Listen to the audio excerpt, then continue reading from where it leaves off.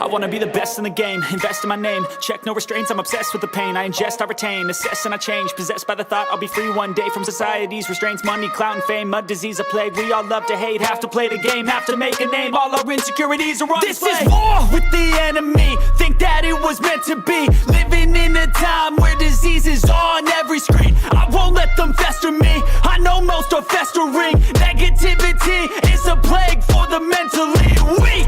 No mercy, all I got is working. Never stop searching, never quench the thirsty. I'm toxic and psychotic with this logic, you can't stop it. It's been chronic since I was a boy, so neurotic and chaotic. I'm built to last with the webs I'm weaving. I could change the past with all I'm achieving. Got my foot on gas, never stop competing. If you break like glass, then this life's gonna eat 'em. Make mistakes real fast, then you learn how to beat 'em. If you take off the cast, you can see all the healing. If the pain's in the past, move on from the grave and put your foot on the gas. No, never stop competing, yeah. I've been doing this, I'm on it.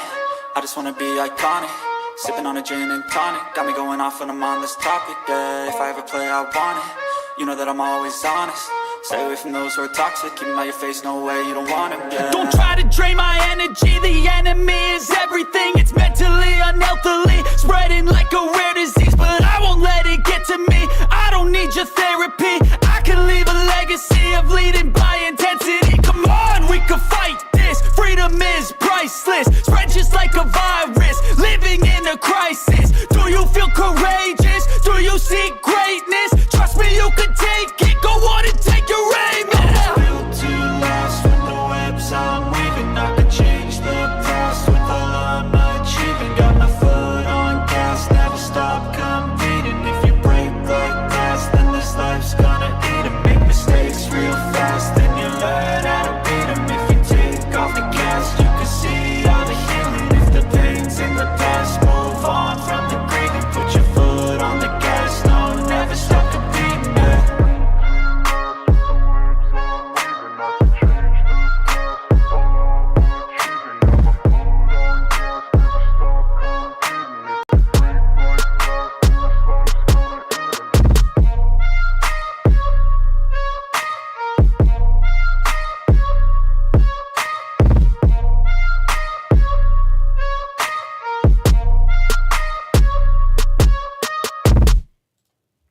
What up?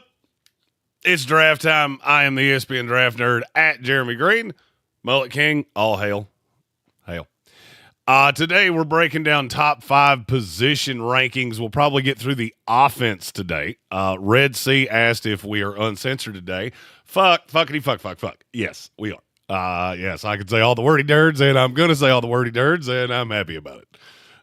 For those of you that have joined our Patreon, there is going to be a ton of content coming out on the Patreon. Something that I have an idea that I have come up with is team by team elaborations on mock drafts. I started recording the 3-rounders yesterday.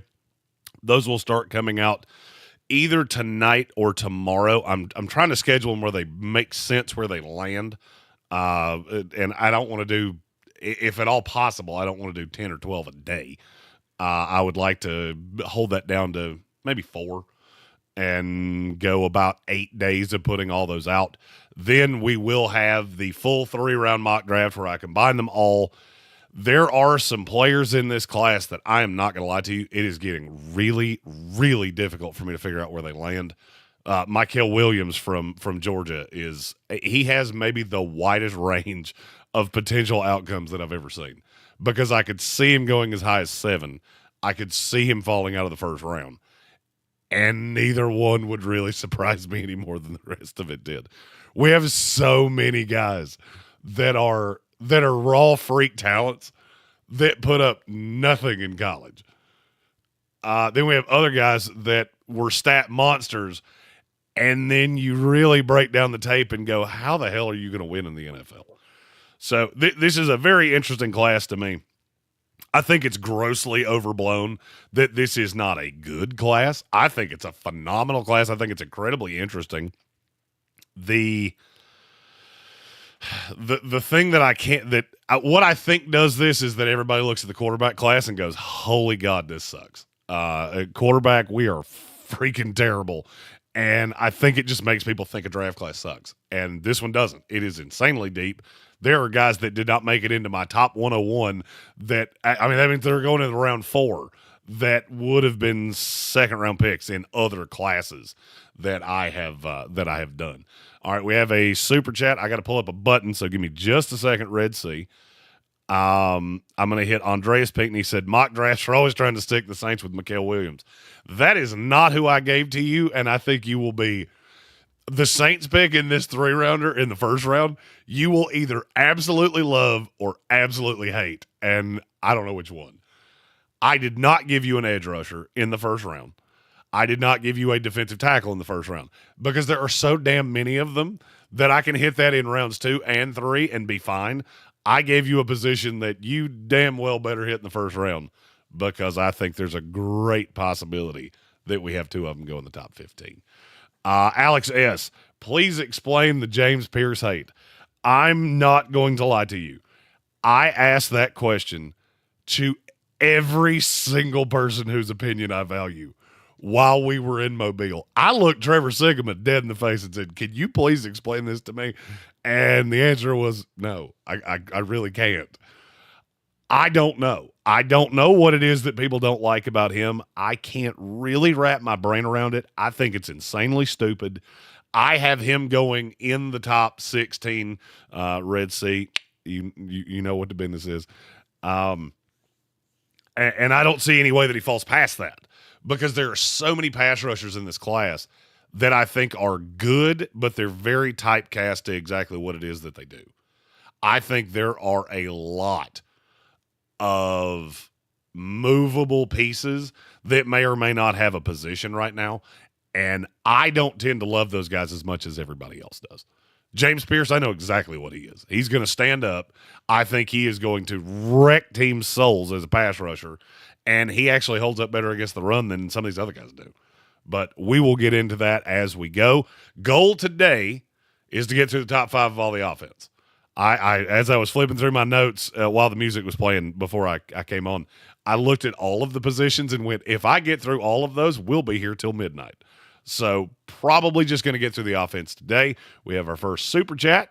I am fat. I love Taco Bell, and that is going to be our bell for today.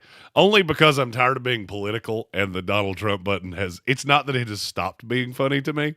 It's just not as funny to me. From Red Sea said, all hail the Mullet King, Lord of Draftmas, our resident draft nerd at Jimmy Greene. I got some really nice notes on the website, nfldraft.net. It's coming along nicely. I had a guy from New Zealand that reached out and said he's been watching our draft content, and he thinks I'm the best in the business. I'm just going to tell you, I am so far from the best in the business that it is pitiful. I meet so many people at these events that do so much good shit, and I wish there was a way that I could employ them all just to give them a platform because there's so many guys doing such good stuff. I met a kid from the Charlotte area, gigantic kid that was 19 years old and he was at the Senior Bowl on his own dime off money he had made from YouTube, and I fucking love seeing that. I love seeing young draft nerds that are hungry and they really want to do this. Bill Workman, who came with me to the Senior Bowl, I did not know he was about my age. He is, when it comes to the draft, I am so lucky that I have him to help me with this, that it's insane. He has such a great eye for scouting and for nobody to have taken him for their own. I will happily take your fuck up as my game. But Bill has a mock draft that will be coming out today. That will be on the Patreon. He has a top 100 that will be coming out on the Patreon. He has a lot of stuff that's going to be coming out on the Patreon. Bill doing great work, and I want to tell him thank you again in a live stream. A, for taking time out of his life to come to the Senior Bowl with me. B, for contracting the mobile, I think it was mobile malaria or whatever it was that we decided to call that, and to take time away from his family. So thank you to Bill. Thank you for all the hard work, and look forward to getting all that out there. I'm going to look through the comments here. Andreas Pinckney, I did not give you Will Campbell. I don't think Will Campbell lasts to you. But we'll get into that when we go through the 3-round mock drafts. Alex S., so much player hate this year between James Pierce, Tyleik Williams. I do not understand the Tyleik Williams hate. I understand not having him in the first round. I just don't understand how anybody looks at him and goes, that guy's not going to be a usable player in the NFL. He's one of the best run defenders in this class. And I don't understand the hate. Amarian Hampton, I don't get the hate there either. Harold Fannin. Now, Harold Fannin, I get the hate on because he went to the Senior Bowl and was not very good. But I still understand the hate. I think he falls into the 3rd round now. I actually have him very, very late in the 2nd round. But I still think he is really, really, really good. Red Sea said he's actively panicking. Of all people, you should not be panicking because I know definitively you will love all 3 picks. If you don't, I'll be freaking shocked because I will tell you I would love it if I were an Arizona fan. Let's see. GG Gambling asked, are you doing top 5 with all the linemen, or are you just going to throw the top ones for each spot? So I will do 5 tackles, I will do 5 guards, I will do 5 centers.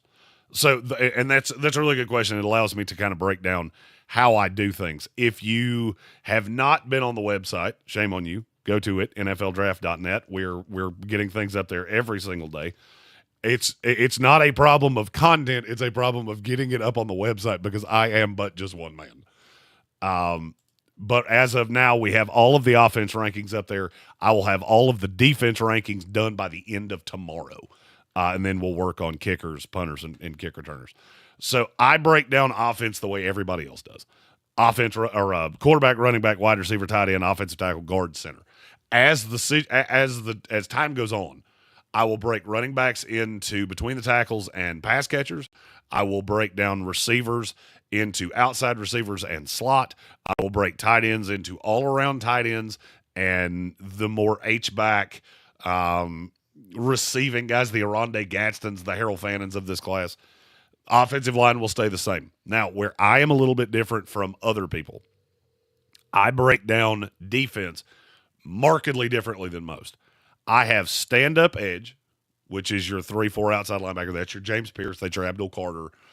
I evaluate them as what I think they would be best at. So just because a guy shows up in 3-4 outside linebackers does not mean he could not put his hand in the dirt as a 4-3. I think he would be better in that situation. I then have hand-down edge rushers. That's 4-3 D ends. My number one in that is Jack Sawyer because I think every other guy ahead of him could stand up and probably be more productive. Then we get into the defensive tackles. I go 0-1 tech, whichever way you look at it. For me, a 0 tech is a true nose, a true over-the-center nose tackle, 3-4 D tackle. Then I have the 3 techs, which is your 4-3 defensive tackle. That's your Mason Grahams. There are a handful of other guys. Walter Nolan, they fall into that. Then the 5 tech, which is a 3-4 defensive end. I had somebody say that these are all defensive tackles. It really depends on the terminology. I grew up in the Rex Ryan system. I do not adhere to that terminology. I go by techs. So if you hear me say defensive tackle, I am talking about a 3 tech. If you hear me talk about a 3-4 defensive end, I'm talking about a 5 tech. If you hear me talk about a 0 tech, sometimes every once in a while I'll call it a 1. A lot of other people do that. I don't do that because that's not how I was raised. That is a true 3-4 nose. Then we go to inside linebackers. That's 3-4 inside linebackers. So if you ever hear me use that term, inside linebacker means guys that I think will play in a 3-4. Then we have 4-3 linebackers that I lump all together. So your Mike, your Sam, your Will, they all go in that ranking together, and then I differentiate them in the rankings. I go cornerback, I go slot cornerback, I go box safety, and then I go over the top safety. That is how my breakdowns go. The defensive side of that you will obviously see more of tomorrow when we go through the top fives, which now I'm looking at the clock and realize that I've explained the top fives for now 12 minutes, which means great chance we don't get to the defense today. Let's see. Alex S., when do the offseason antics start? For me, it's right now. I am locked in on the draft. Everything you see on this channel that is not the ESPN radio show will be draft content from now until the end of April. We will sprinkle in some off-season stuff. I'm going to do off-season files. We're going to do those through the ESPN show. I will break those down, and then I will elaborate on them for deeper dive. Anything that you want that's deeper dive goes through the Patreon. I am basically going to run the Patreon like a one-stop content shop for what you want from the NFL draft. We have a lot of people that have already joined that. We appreciate you so much. We appreciate your patience with the I did not expect to catch cholera at the Super Bowl and the Senior Bowl, so I'm a little bit behind. But we are cranking up all that content as of today. He also said the center hate this year is crazy. The center hate's not crazy because there's not a great one. There are 8 guys that I could see going between the end of the third and the beginning of the 5th. Those can be valuable starters. I don't see an elite one. We actually might start there now that you've said that way. Gomaha, if Scadaboo's available early third, I hope the Saints grab him. I do think he will be available.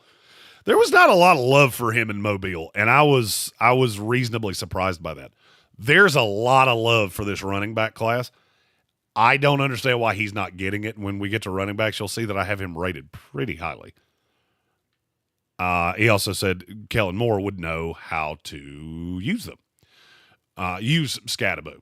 I agree with you. Let's see.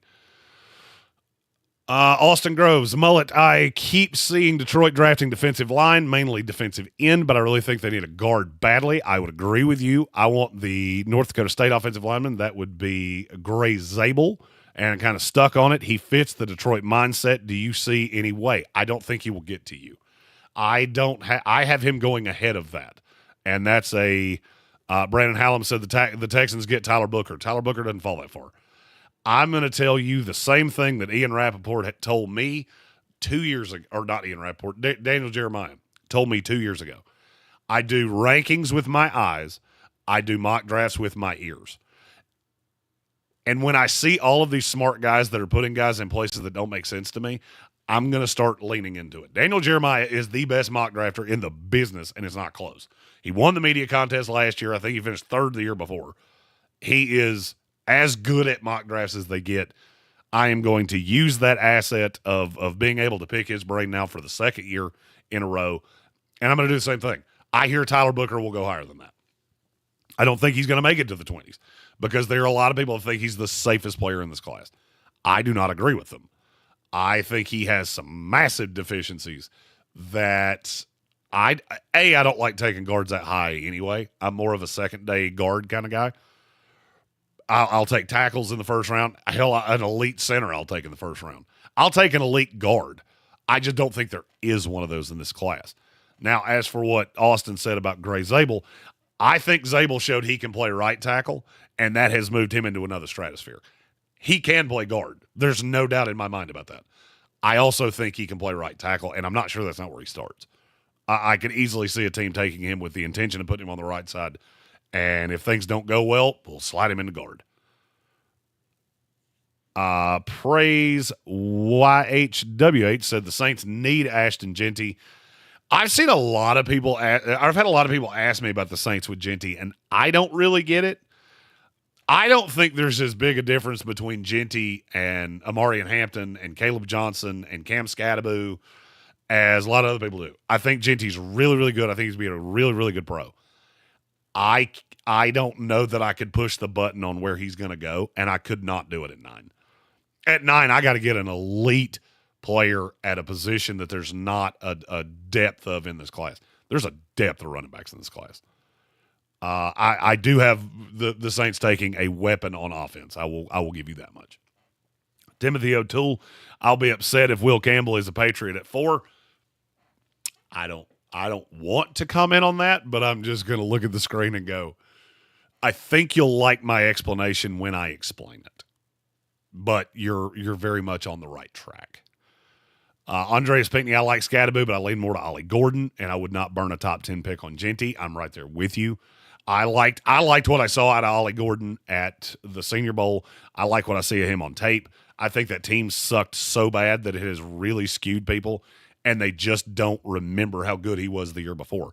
He's a big, thick kid. He's not going to run particularly fast, but he kind of reminds me of David. He's a less athletic version of David Montgomery, and I think there's a great place for that in the NFL.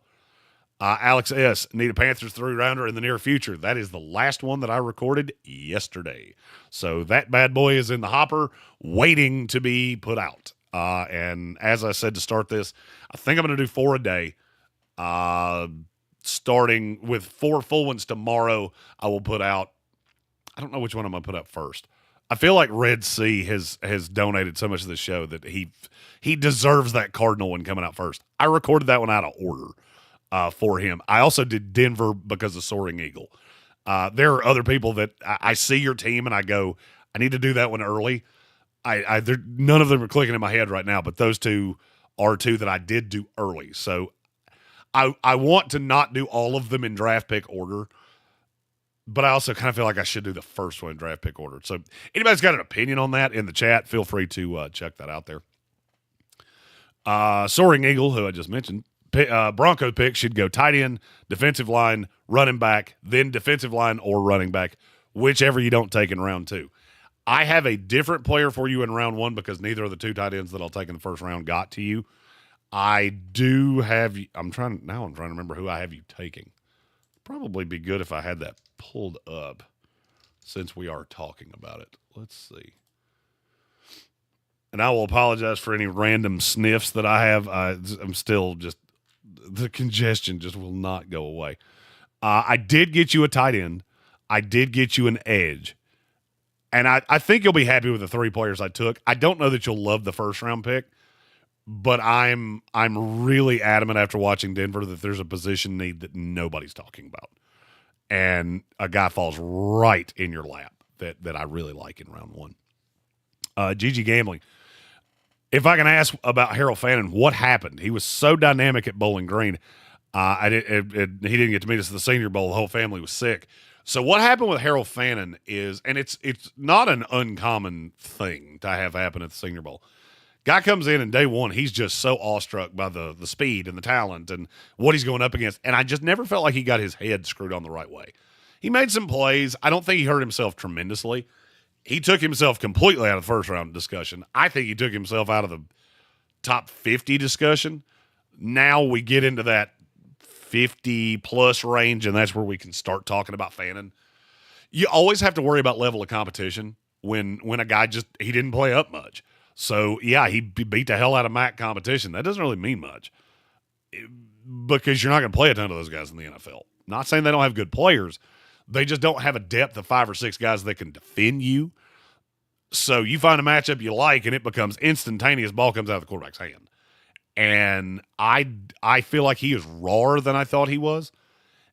And so I did slide him down. He is still in my top 5 of tight ends, though. I've seen a lot of people move him out of the top 5 in tight ends, and I'm not with that. Red Sea wonders if Jalen Milroe will crack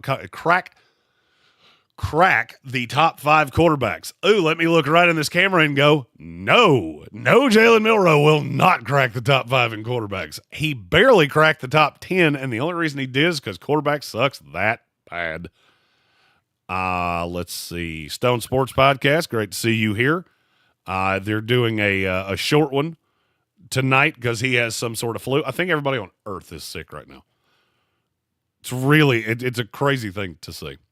Stephen Tao, Ravens fan. I'm only interested in defensive backs because we suck at drafting everything else.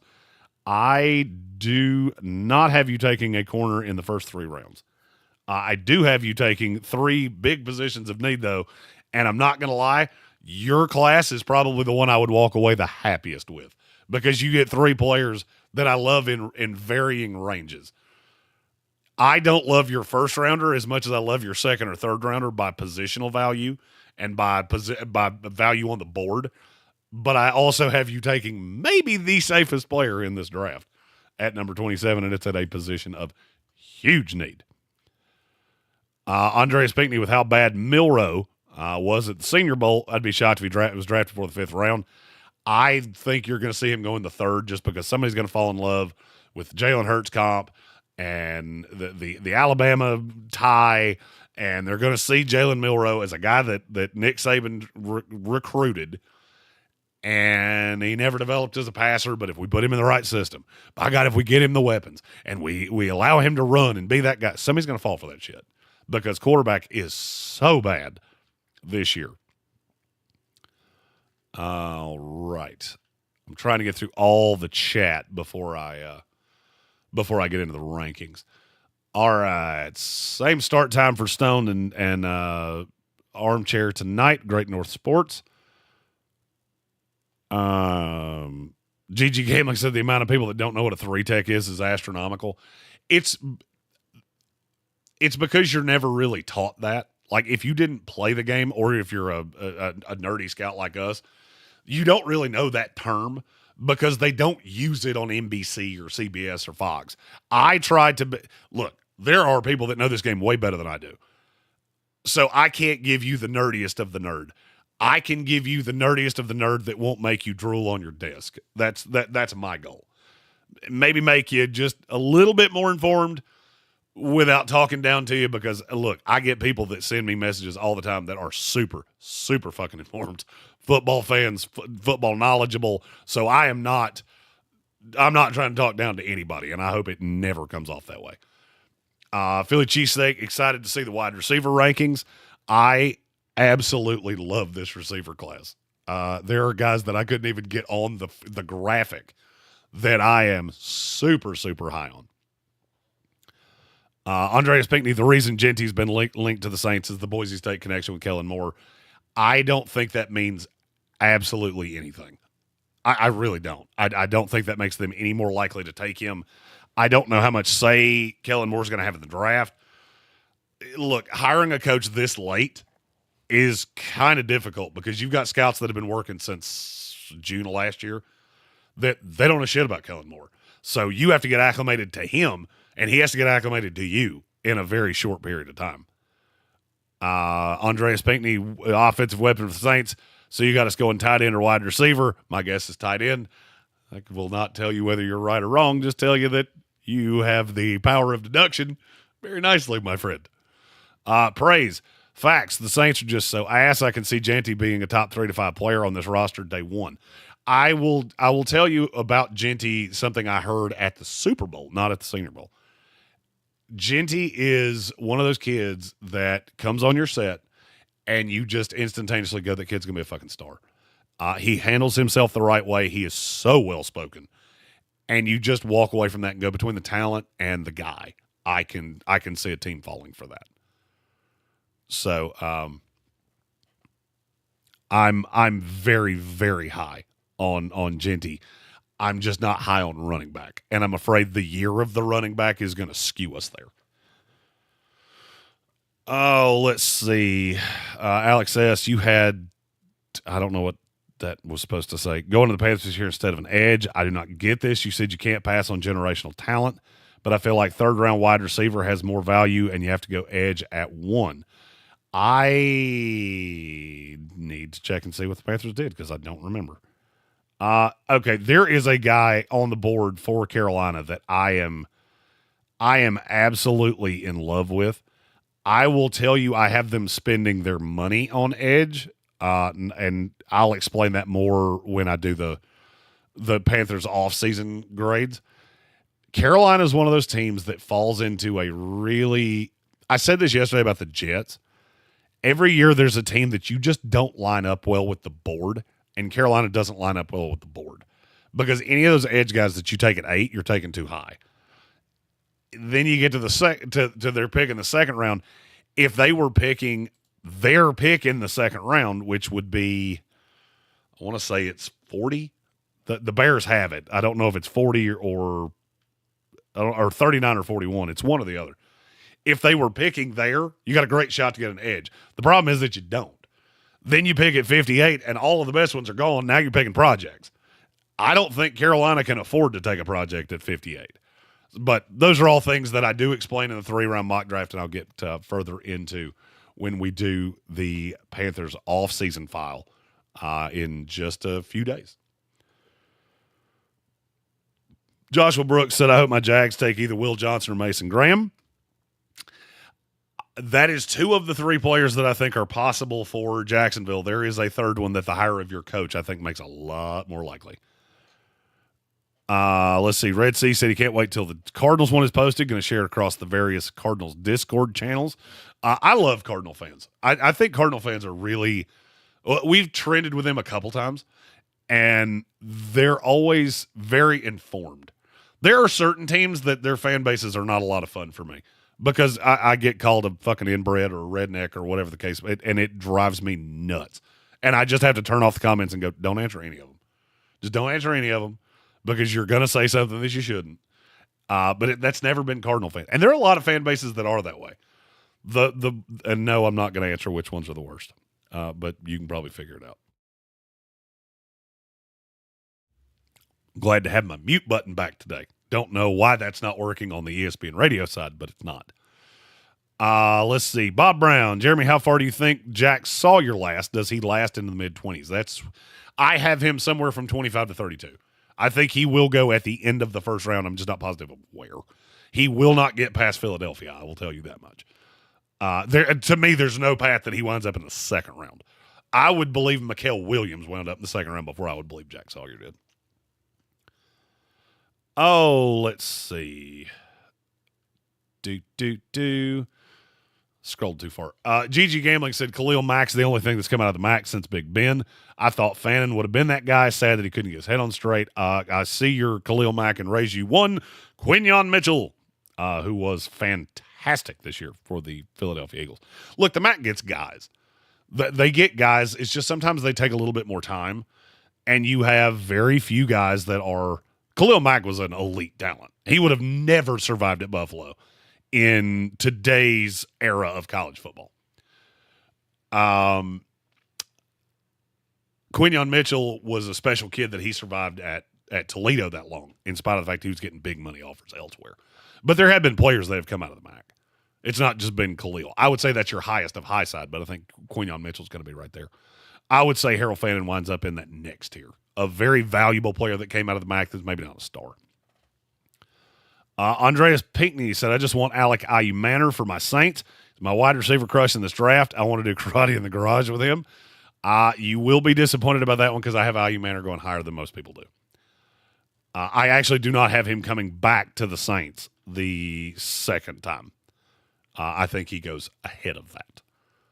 But he is very much in play for the Saints. If he were to wind up there, I would love that fit. Gigi, we will get to top fives here in just a minute. I just want to get to all the comments before we do, because once I start in on the top fives, it's going to be really hard to get the comments. Stephen Tao, Eric DaCosta makes his money in the late rounds. He for sure does. For sure does. He kills the end of the draft. He's left some to desire up top. Praise said, man, I love your show, especially around draft time. Found your channel, that amazing Jets draft, when you were drinking. Breezed all plus sauce. Looking for your show all year and finally found it. We appreciate that. That was a great time. That was a great time in my life. That was the first year that I got an insight from inside the building that there's a guy you love that we love too, and we're going to find a way to get him. It was Jermaine Johnson. And so I had already been told, we're trying to get back into the first round to get him. And I couldn't say it because it was completely off the record. And then I saw the Jets trade and I went, it's happening. It's happening. And I got very excited. That was probably the high water mark. It's probably the high water mark of my fandom as a Jet fan. Crazy Blade, why are the Chargers always taking Notre Dame players? That's a good question. So you have a lot of teams that have really good relationships with colleges, and they really trust their word. So it doesn't tend to happen as much in the first, second, third round. But if you really trust guys inside the building that say, this is your dude, they put a little more credence to that. And, I think that would be a fun series to do on an ESPN show at some point leading up to the draft.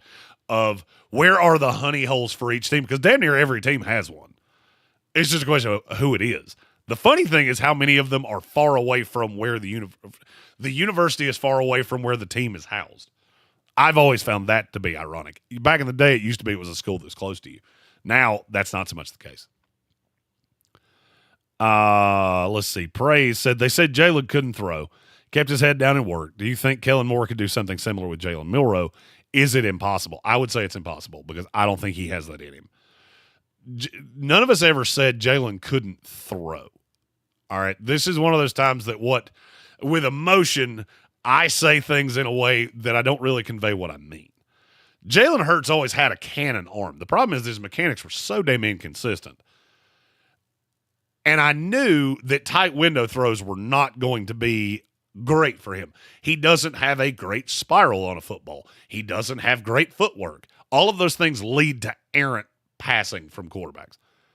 I never thought he would get into an offense. Damn it, camera, to hell. Damn you, you evil bastard. Why will you not stand stay in one place, you evil sack of shit. Sorry.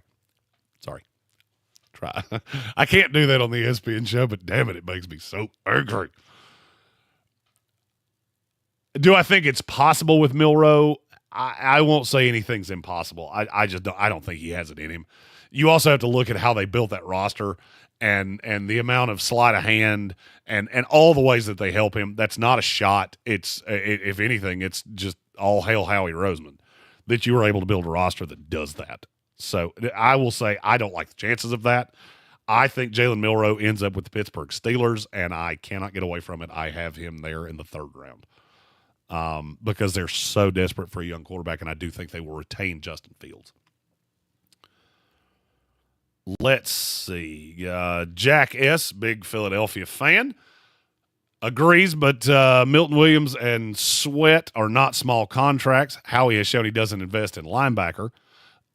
But he asked me, will the Eagles sign Milton Williams or Bond and Sweat? If so, does that mean that they'll trade down for more day 2 picks? I would say Milton Williams is the one that has the least chance of coming back. I think Bond has the best chance of coming back. And I'll tell you why. Howie doesn't invest in linebackers.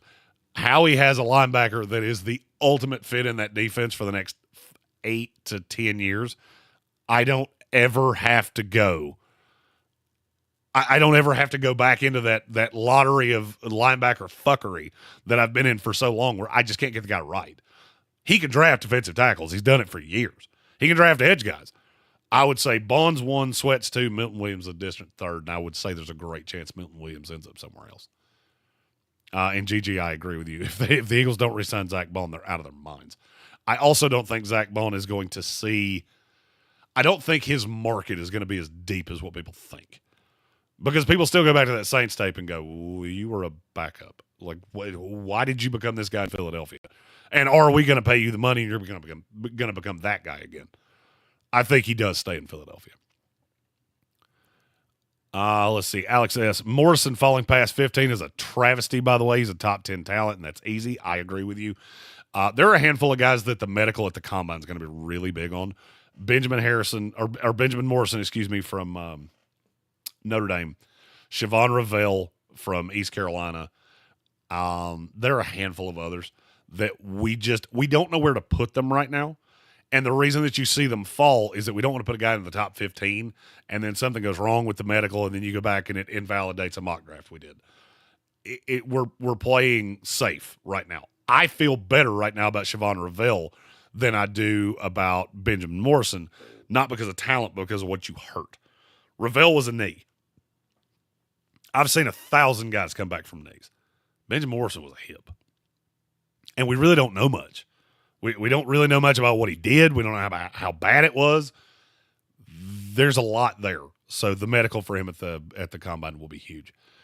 Case, do you think there is a chance the Panthers trade back? I think the Panthers are one of a slew of teams that would love to trade back. I don't know that you're going to find many willing recipients. Very rarely do teams trade into the top 10 for not quarterbacks. I don't know that there are a ton of players that are worth trading up.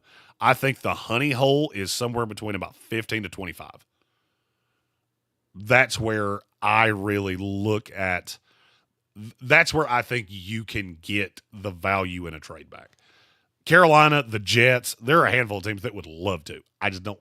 Right now, I don't see guys that are going to be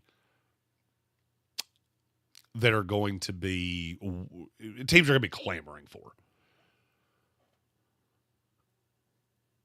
Let's see. Alex says, can you do a cap casualty board that are open but the public doesn't know yet, i.e. Bradley Chubb, DK, JOK? DK is up in the air. Bradley Chubb could be just solely because they have Chop Robinson and Jalen Phillips, who are younger. I don't think they would cut him outright, though. And JOK, I don't see any way he's not back in Cleveland. Andreas Pinckney said the Chargers love Notre Dame just like the Saints are drunk on Ohio State. Arizona's with Ohio State. There are a lot of teams on Ohio State and Georgia. Hey, you know what? He played there. It's fine. It's fine. Just do that. Bob Brown said Bond and his agent both said they expect to fit the market. Hopefully Howie knows what he has. I think Howie knows exactly what he has. That kid was the straw that stirred the drink for that defense, and I do think he'll be back. Andy Sawmiller, where do you think the Steelers will go this year? What do you think makes the most sense for the team? I think this is the year where they have to take a receiver in the first round, and I have one falling right in their lap that I would really, really like. You've got to start building that team. I also look at them. You got to start admitting what you have. Dan Moore's not a left tackle. He never has been. If you think Broderick Jones is better on the right side, then that's fine. Leave him there, move Dan Moore into guard, and go get you a left tackle. I would really like Josh Simmons for them. That is not where I went the first mock, but I would love that pick for them. The things that I think they need the most, there are a lot of guys that fit into their defensive scheme up front to try to get a little bit younger with those more ladder picks in day two. I think they need a receiver. I think they need another piece on the offensive line. I think Pittsburgh's a long way away for a team that's picking at 21. So best player available is not a bad strategy for a team like that. Bill Workman said the camera's looking for Bessie. I'm looking for a Bessie for this studio. Just one that sits like right here, right over my shoulder. And she just stares right through you. Oh, let's see. Jeremy, do you think because of the revamp of the Eagles' defense, there will be a higher price or priority on top-tier defensive backs in the draft? I believe you will see a run on DBs in this class, not necessarily because of the Eagles, but because that's what the board dictates. There are a lot of corners in that 20 to 75 range. And so I could easily see in that range 10 plus going in that 2-round spot. So I don't necessarily think that's because of the Eagles, though. Where I think the Eagles' impression is going to – where you will see that is you're going to see a lot of pass rushers go in the – I'll say as high as 7, maybe even as high as 5. Well, no, it won't be as high as 5. I'll go as high as 7 into that like 20 range. You're going to see a lot of pass rushers probably go higher than they should, especially based on the tape and especially based on production. And I'm looking right at the Texas A&M guys. I'm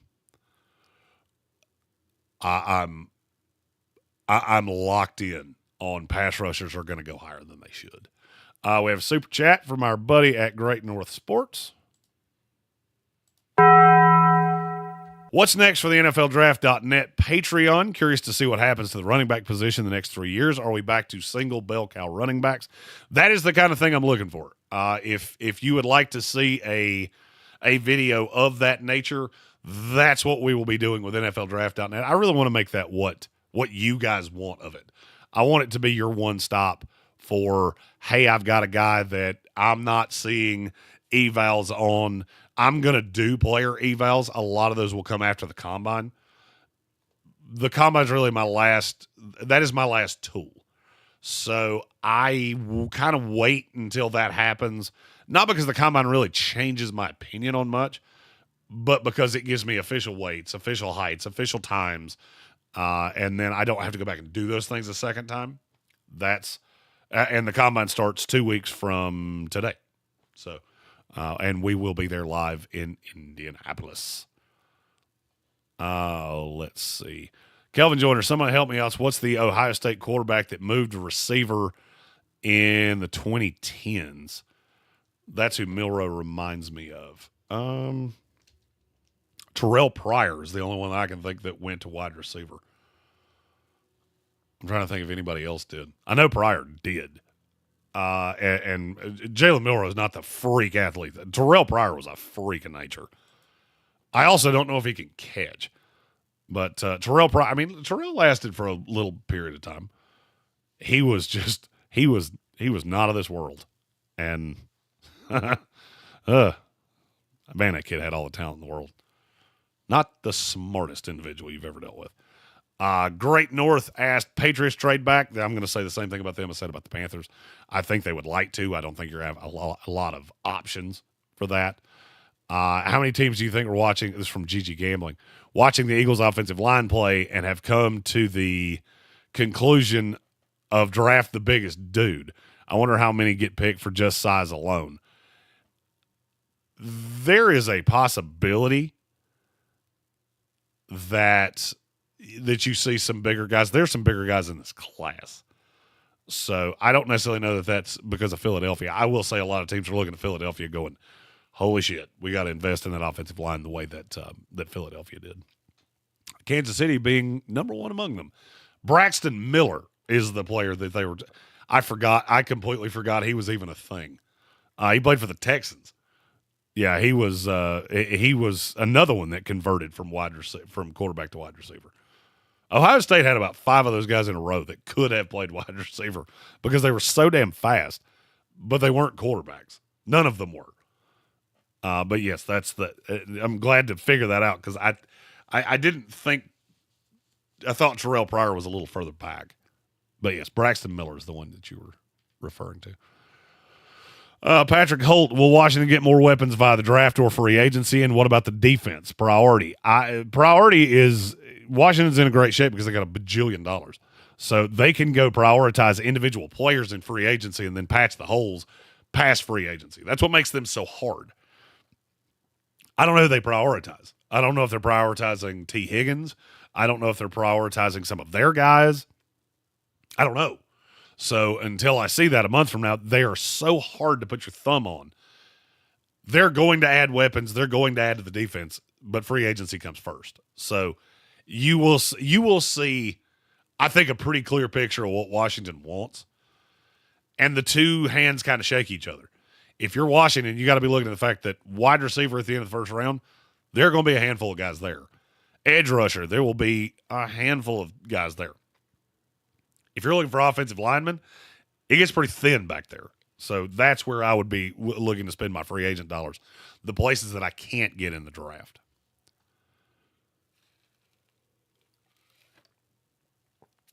Sorry, 45 minutes solid of talking, and you get a little parched. Bob Brown, the Eagles should re-sign Becton and Bond. Williams being re-signed means Jordan Davis' 5th year is in question. Sweat will walk. Eagles draft will be up in the air if either Crosby or Garrett are available. I don't think there's any way either of those teams would trade those two guys to the Philadelphia Eagles because they're looking around going, hey, we have to beat them, right? And that does play in. I don't think Philadelphia is a player on either one of those guys. They will have, unless they just grossly overpay compared to what anybody else will do.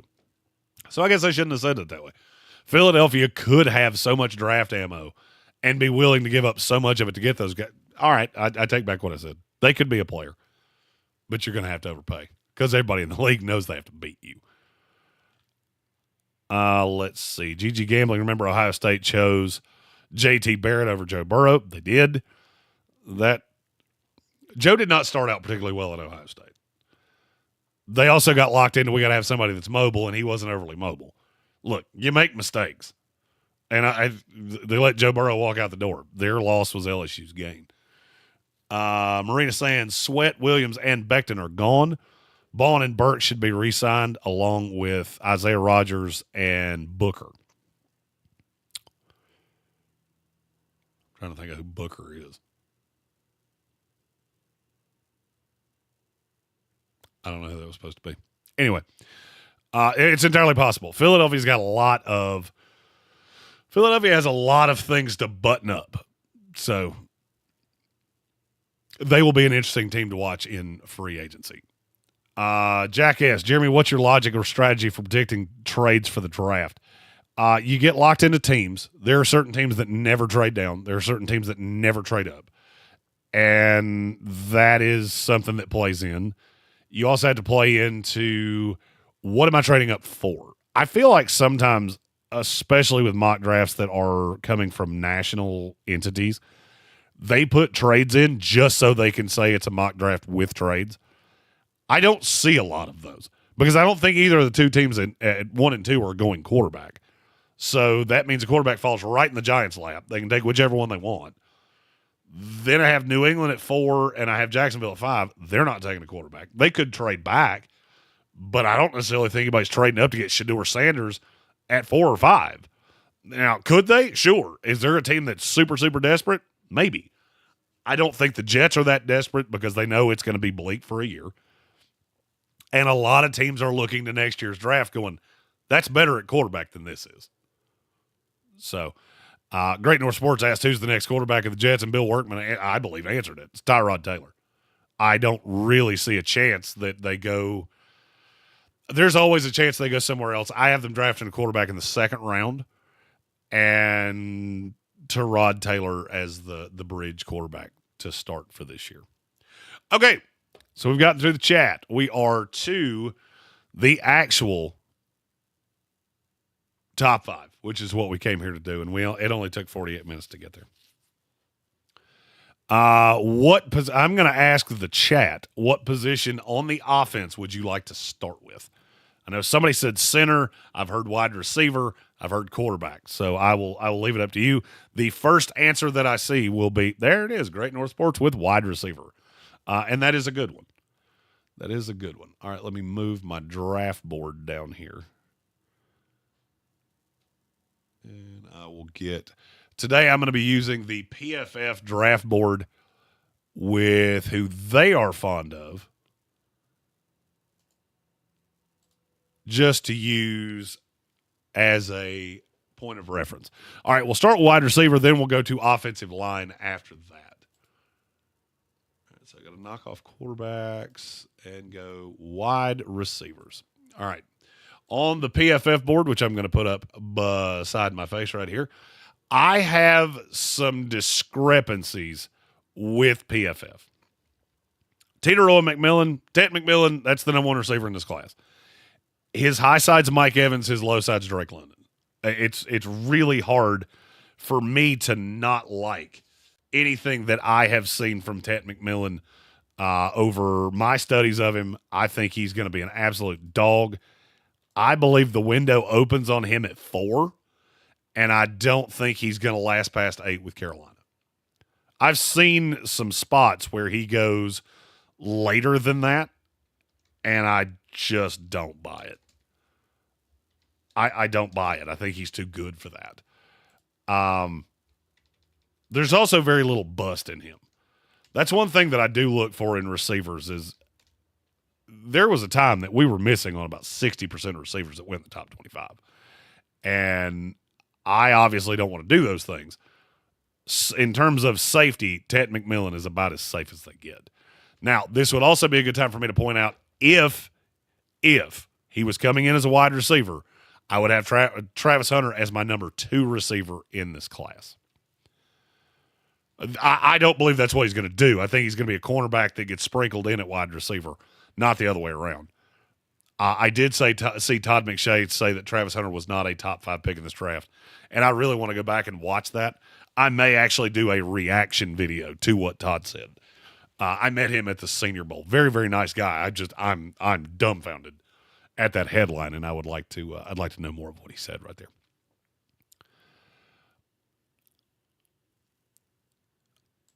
All right, my top 5, the player that you will not see on your screen that I have in my top 5, Trey Harris, is my number 3.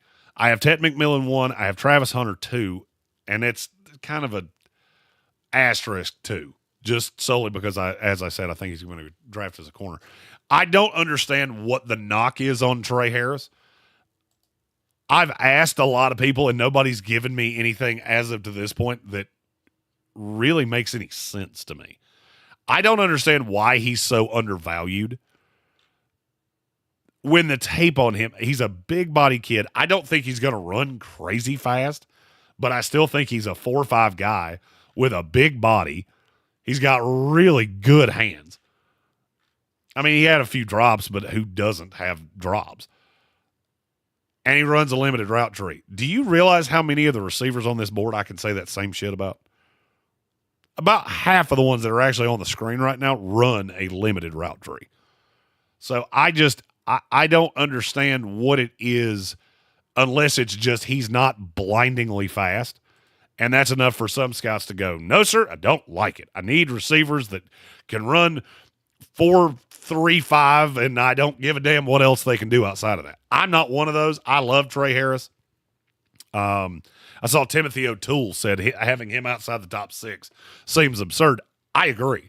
This is just a guy that Trevor Sikkema and I flat out disagree on. So Trey Harris is my 3. My 4 is Luther Burden the 3rd. I am in like with him, not love. If he hadn't been so good in the SEC, it's another kid, limited route tree. I think you're going to have to manufacture his touches. I've said this before. I think his high side's Debo Samuel. His low side is Laviska Shenault. He's a kid that's really good with the ball in his hand, but it's just too damn hard to get the ball in his hand. I like him in creative offenses. I've got him to Pittsburgh stuck in my head, and I just can't get away from it because I think him and George Pickens are such a nice A-B combination with each other, especially if they keep Justin Fields around, because that keeps the safety down in the box, and that makes Luther Burden even more dangerous. The negatives on him are just he doesn't run a very big route tree. And I watched some of his tape from Missouri, and I always felt like Luther Burden left me wanting more. I don't know if it's the Avatar theory. And my Avatar theory is everybody told me that movie was fucking awesome, and within 30 minutes I was bored to tears.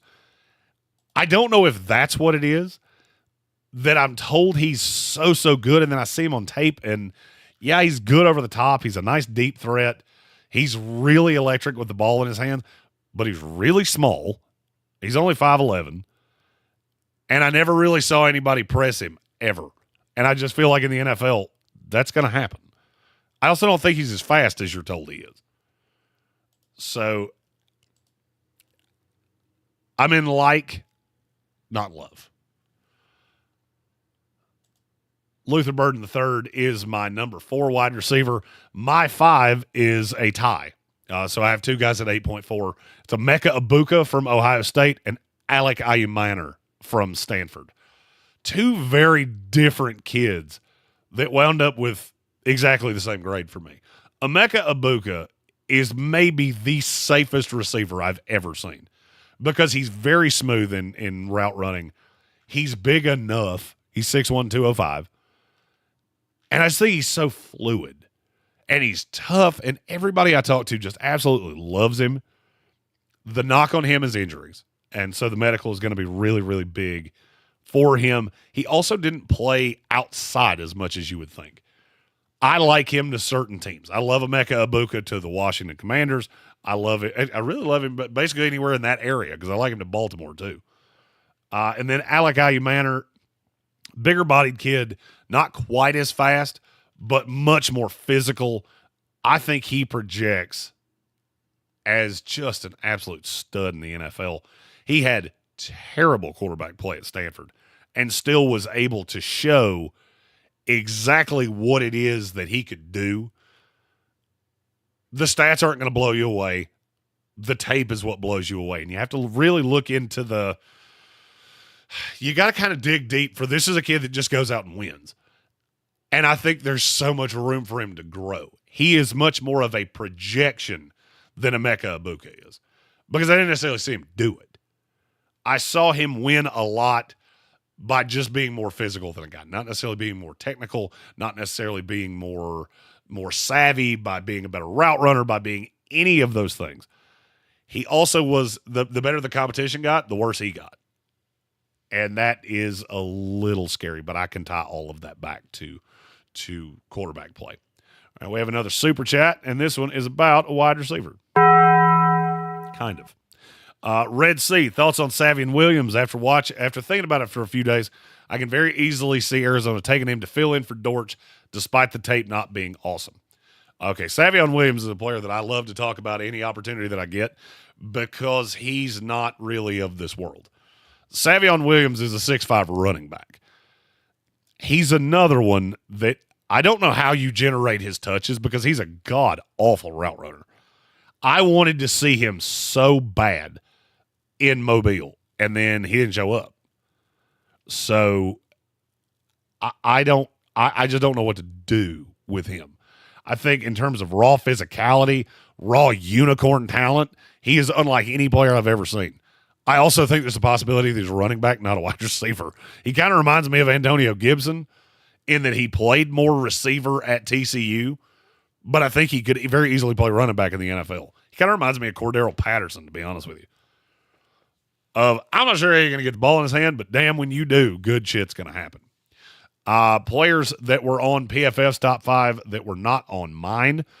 Matthew Golden, he's still pretty high for me. He's only a few tenths of a point behind the guys that are already up here. And Jack Betch, who he moved his number a full point at the Senior Bowl. He went from a 7-1 for me to an 8-2, and he would be the next receiver behind Alec Manor. All right, I'm seeing the possibility that we have breaking news. I did not plan on doing breaking news, but this is breaking news that would be so outrageously insane that I would have to talk about it. So let's put the draft symbol back up there. Go to the old tweet. What did we ever do for news without Twitter? Yep, that's the one. That's according to Pete Thamel, Ohio State is finalizing a deal to hire Matt Patricia as the school's new defensive coordinator. Oh, okay. Patricia was an NFL head coach with the Lions, longtime DC with the New England Patriots, and now is headed to Ohio State. I did not see that coming today. Matt Patricia. God, I can't wait to see him working with college kids, especially with that goofy ass. Matt Patricia just looks like a goofy ass substitute shop teacher. And I've never been able to unsee that. And so just every time I see his face, I'm like, I don't really know how you're supposed to be getting through to the kiddies. But okay. I'm seeing a lot of disagreement about Trey Harris. Look, I still love Jonathan Mingo. I love Ole Miss receivers. You just have to know what you're doing with them. I don't feel like Carolina did, and I don't feel like the Dallas Cowboys do. Kelvin Joyner, Matt Patricia looks like he shouldn't be allowed within 100 feet of a school. Matt Patricia, I no good could come from what I was getting ready to say right there. All right, back to the top 5s. I got to mark. I have to mark the tape here where we are. We'll go offensive tackle. This class is interesting at tackle because there are so many pick your poison kind of spots. Anybody that tells you their number one offensive tackle isn't one of 2 guys, I think needs to have their head examined.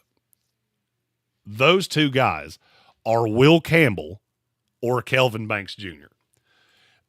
The only possible discrepancy is, do you grade Will Campbell as a guard? I see him better at guard. So I did not grade him as a tackle. He is listed as my number 1 guard. So I go to the PFF board, which I'm going to get on the screen here in just a second. They have Josh Simmons ahead of Kelvin Banks, which I can't really make heads or tails of. That doesn't really make sense to me. Because Kelvin Banks has a little Jonathan Ogden to him that if you're willing to be patient, that kid could develop into an absolute stud. And I'm not saying Josh Simmons can't. I don't see that. I think he's a safe, nice, solid. I've got a first-round grade on him. I think he will be a nice, solid left tackle in this league for a lot of years. I don't see star in him. He's also coming off an injury, which it kind of confuses me. It confuses me how some people are really holding that injury against him, and I'm seeing him pushed all the way into the second round. Other people think he should be in the top 15 and just shouldn't worry about anything. So I think Josh Simmons is another medical that we're really going to have to dig deep into when we get to the combine. Kelvin Banks Jr. is my number one offensive tackle in this class. My number two is Gray Zabel. Zabel would be my number two guard. He is my number two tackle. He would be behind Will Campbell and just ahead of another player that we will talk about momentarily when we talk about guards. But from what I saw of Zabel at the Senior Bowl, I think he does have the possibility of playing right tackle in the NFL with a nice, safe floor of playing guard. He just won at every single position. It was so impressive. And I think Gray Zabel made himself a lot of money at the scouting combine. Zabel is a player that Sycamore and I see very similarly. He has him as a tackle as well. And said basically the same thing I did, which is I'm going to try him at tackle, and if he can't hold up a right tackle, I'll just move him into guard, and I'll have an elite guard. He reminds me of Graham Barton from last year in that regard. I don't know what position you're going to play. I just know you're going to be pretty damn good at it when you get there. So Gray Zabel is my two.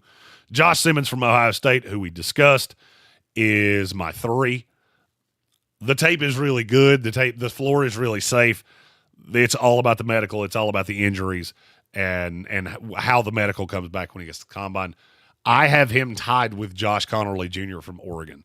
And so now I have to go on a little rant that I think it's so fucking lazy that people do this. And I'm not going to call anybody out. I'm not going to do that. But I can tell you I had a handful of conversations about Josh Connerly at the Senior Bowl. He got eaten alive by Mike Greene on a play that all of you have seen no less than 10 times. Now, here's the backstory that nobody seems to want to tell you. Josh Connerly's never played right tackle in his life, ever.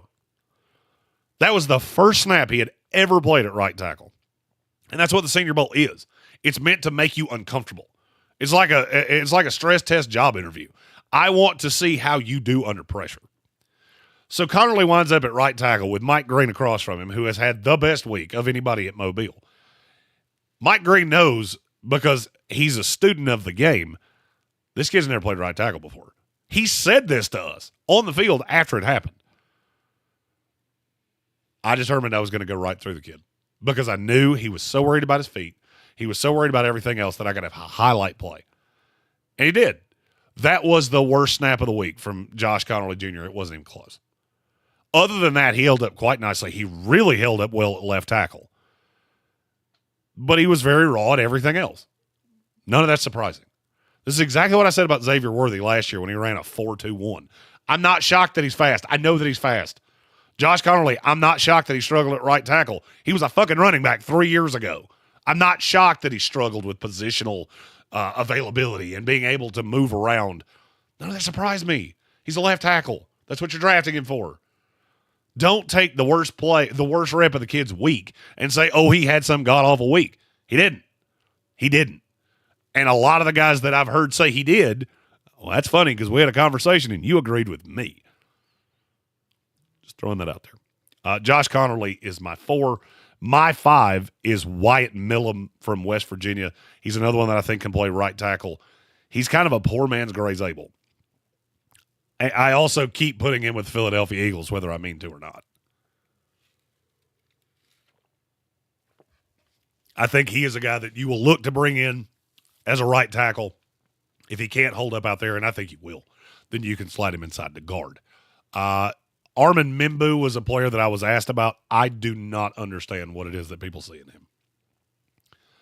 I had him as my number 9 offensive lineman, my number 9 offensive tackle, coming into the week of the Senior Bowl. He did not do shit at the Senior Bowl because he was sick. And then all of a sudden, everybody and their brother was just deadlocked into how Armin Mimbo is the best blocking right tackle, and he's fine. I mean, I'm not. I have a second round grade on him. I don't see it. I think he's a terrible pass blocker, and there are certain teams that I think would love Armin Mimbo. If you're the Baltimore Ravens, I think he'd be a great fit with them. I also think he's a guard. I think his best fit is at guard. I evaluated him at guard. Him and Marcus Imbo as well, and I have a higher grade on Imbo than I do on Mimbo. So that's just one of those players that I'm not seeing it the way everybody else is. I'll happily be wrong. This kid could have a great career in the NFL. I'm just not. I'm not personally seeing it. A couple questions to get to in the YouTube chat. I'm going to try to cull these as quickly as I can. Kelvin Joyner asked, are there any wide receiver prospects that should move to tight end? Not specifically off the top of my head. There is a tight end that I think is a wide receiver. It's Rondé Gadsden. I think he will play that hybrid tight end role, kind of like Jonnu Smith does in Miami. But he's just not a very good blocker. He is a receiver. Some of the websites even list him as a wide receiver. He is a tight end. I don't specifically see any receivers that should be going to tight end, though. But I'll dig a little deeper into my top 300 bag and see if there's anybody that I made a position change notation on. Let's see.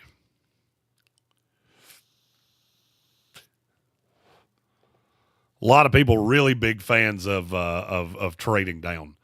This is going to be one of those years, I can just feel it, that everybody wants their team to trade down and nobody's going to get their wish. Jack S. asked, would you ever consider talking about how you got into this line of work and podcasting? It's incredibly interesting to me. Yeah, we could do that one day. Tank and I could tell the tale. I feel like we've done that before, but we could get a little deeper on it. I never intended. What I'm doing right now is what I always wanted to do. I'm a draft guy. I got into radio. I like radio. There are some things of radio that I absolutely love. There are some things that I don't absolutely love. I don't love the time constraint. I don't love that we go to events and we're locked in from 12 to 3. If you're curious, that was one of two reasons that all of our episodes were recorded from the Super Bowl, is we got a schedule that basically there was an event every day from noon to 3, and we couldn't participate in any of them if we did them live. Then we went to Radio Row, and the internet was so damn slow that we went, oh, this makes sense. The Combine is the exact same way. There is a great chance at the Combine we will do recorded ESPN radio episodes and then do lives at night after the workouts. That's how I think that's going to go as of right now. Because last year we missed out on so many chances to interview guys because they were doing the interviews while we were doing our show. So it's a balance. We will try to find the perfect way to balance it. We're two dudes. I can't tell you we always come up with the best way, but I love what I do. I love this job. I love you guys. But I think it's obvious to a lot of people that the draft is really where I hit kind of a stride, because it's what I like. It's what I like to do. The draft is my thing. And I'm steering more into that in this year because I want to be the draft guy. And last year I didn't feel like I gave you the content that you deserved. Let's see. How big do Campbell's arms need to be at the Combine to be a tackle in the NFL? It depends on the team. If he comes up with really short arms, then yeah, a lot of teams are going to shoehorn him into guard. How long do they need to be? I'm going to give you a point of comparison.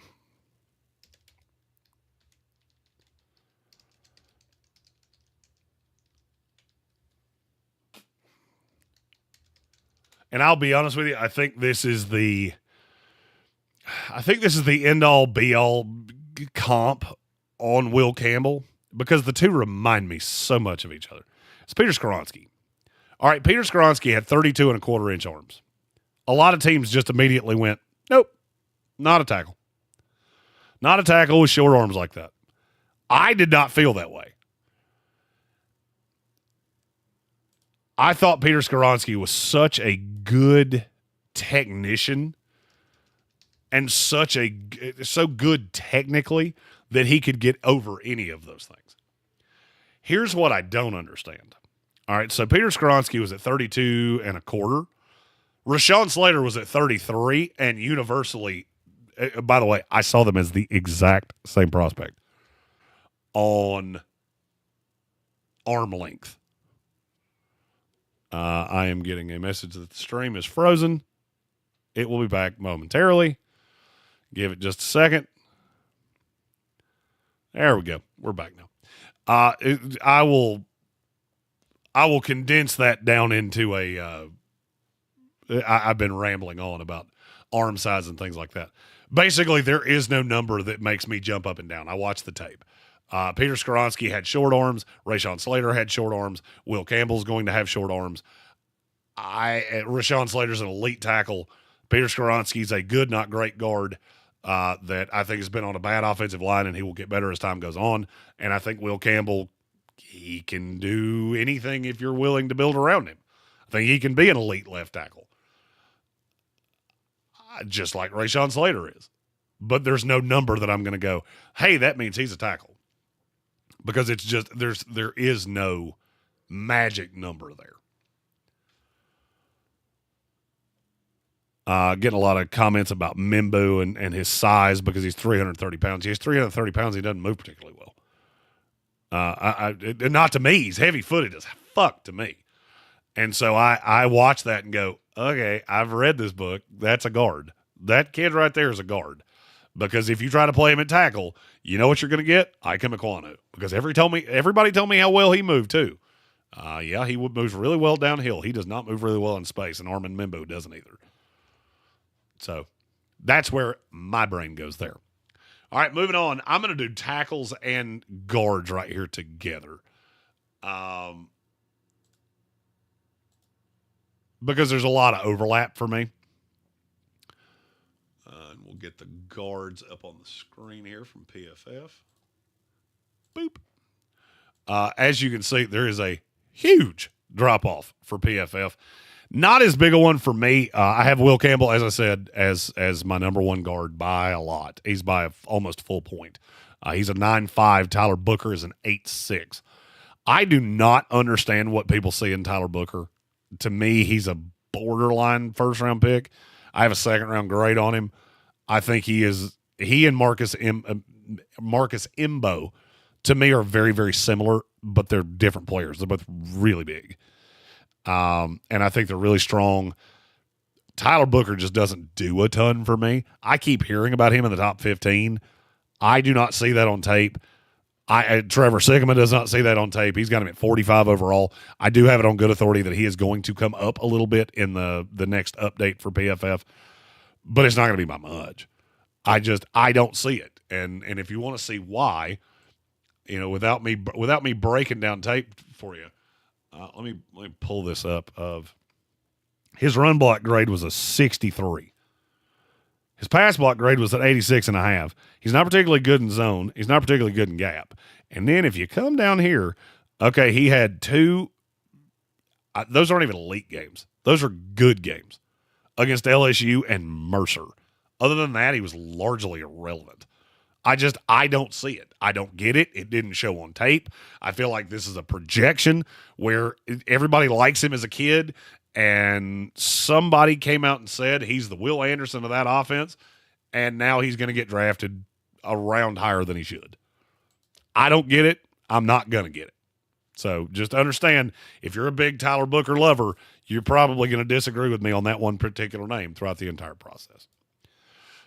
So Will Campbell's my 1, Tyler Booker's my 2, Marcus Imbo is my 3 from Purdue. You'll see him. He played right tackle, but I do believe he's going to move to guard in the NFL.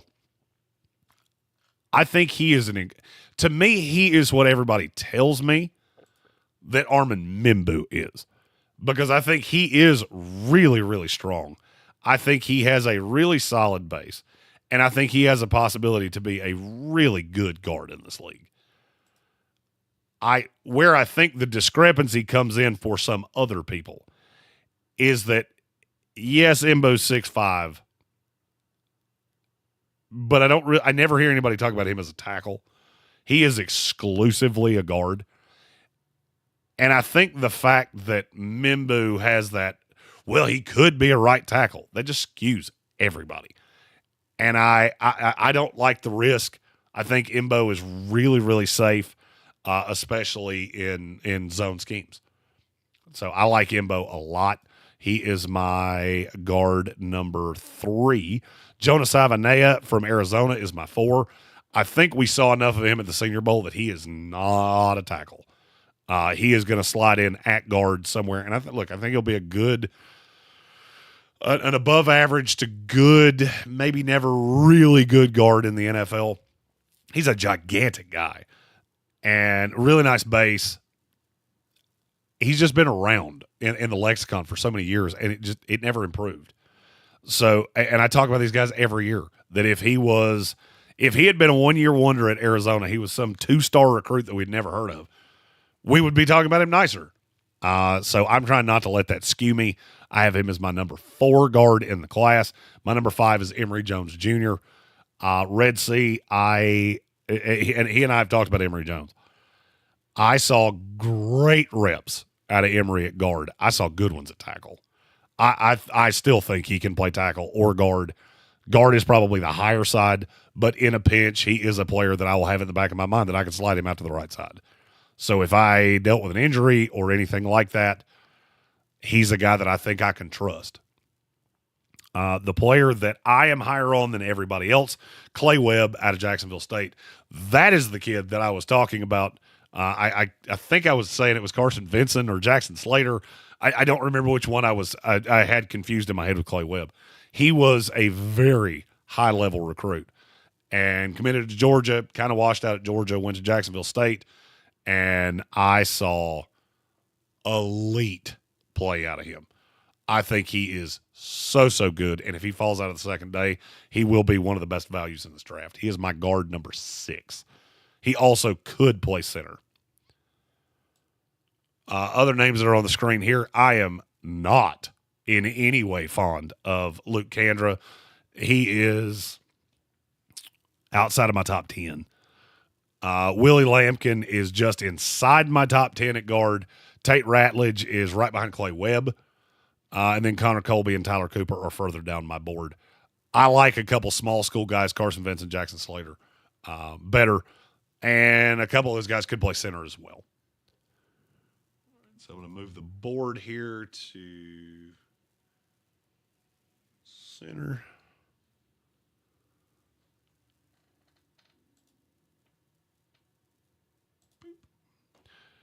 All right, this is a spot where Sycamore and I agree pretty nicely. Jared Wilson is my number 1 center. And I'll be honest with you, I don't have above a fringe 3rd-round grade on any of these guys, because I think the center class sucks. There's a bunch of guys that they all kind of fit in the same box. I have Jared Wilson out of Georgia at 1, Jake Majors from Texas at 2, Jonah Monheim from USC at 3, Seth McLaughlin from Ohio State by way of Alabama at 4, and Cooper Mays out of Tennessee at 5. All 5 of those guys are within 0.7 of a point of each other in terms of grade. There are a handful more, Drew Kendall, Joshua Gray, Thomas Perry from Middlebury, that are right behind them. I just don't think there's a huge difference. It really gets into what exactly you're looking for out of a center, because these guys are different. I just don't think anybody here is going to be a Pro Bowl center or an All-Pro or whatever it is that you want to look at. I think you've got a handful of starters down the line. I don't see much outside of that. So I don't want to spend a lot of time here. Jared Wilson has the highest upside. Seth McLaughlin has the safest floor.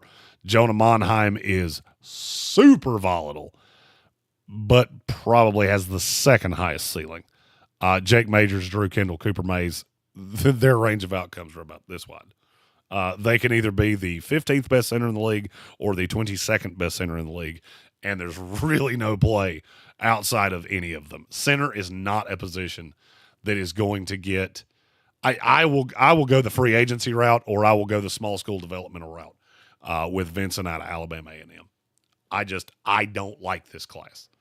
I think you have a lot of dudes that are very, very similar, and it's almost like sitting at the table in sales. Whoever speaks first loses, and whoever takes the center first, I think you lose, no matter who you take, because you're going to see Jared Wilson, I believe, go somewhere in the range of 90 to 105. You'll see 4 of the other 5 go outside of the top 125. One other will slide into that little gap. And as you go along, the value on each pick gets better and better and better. And I don't think the player changes all that much.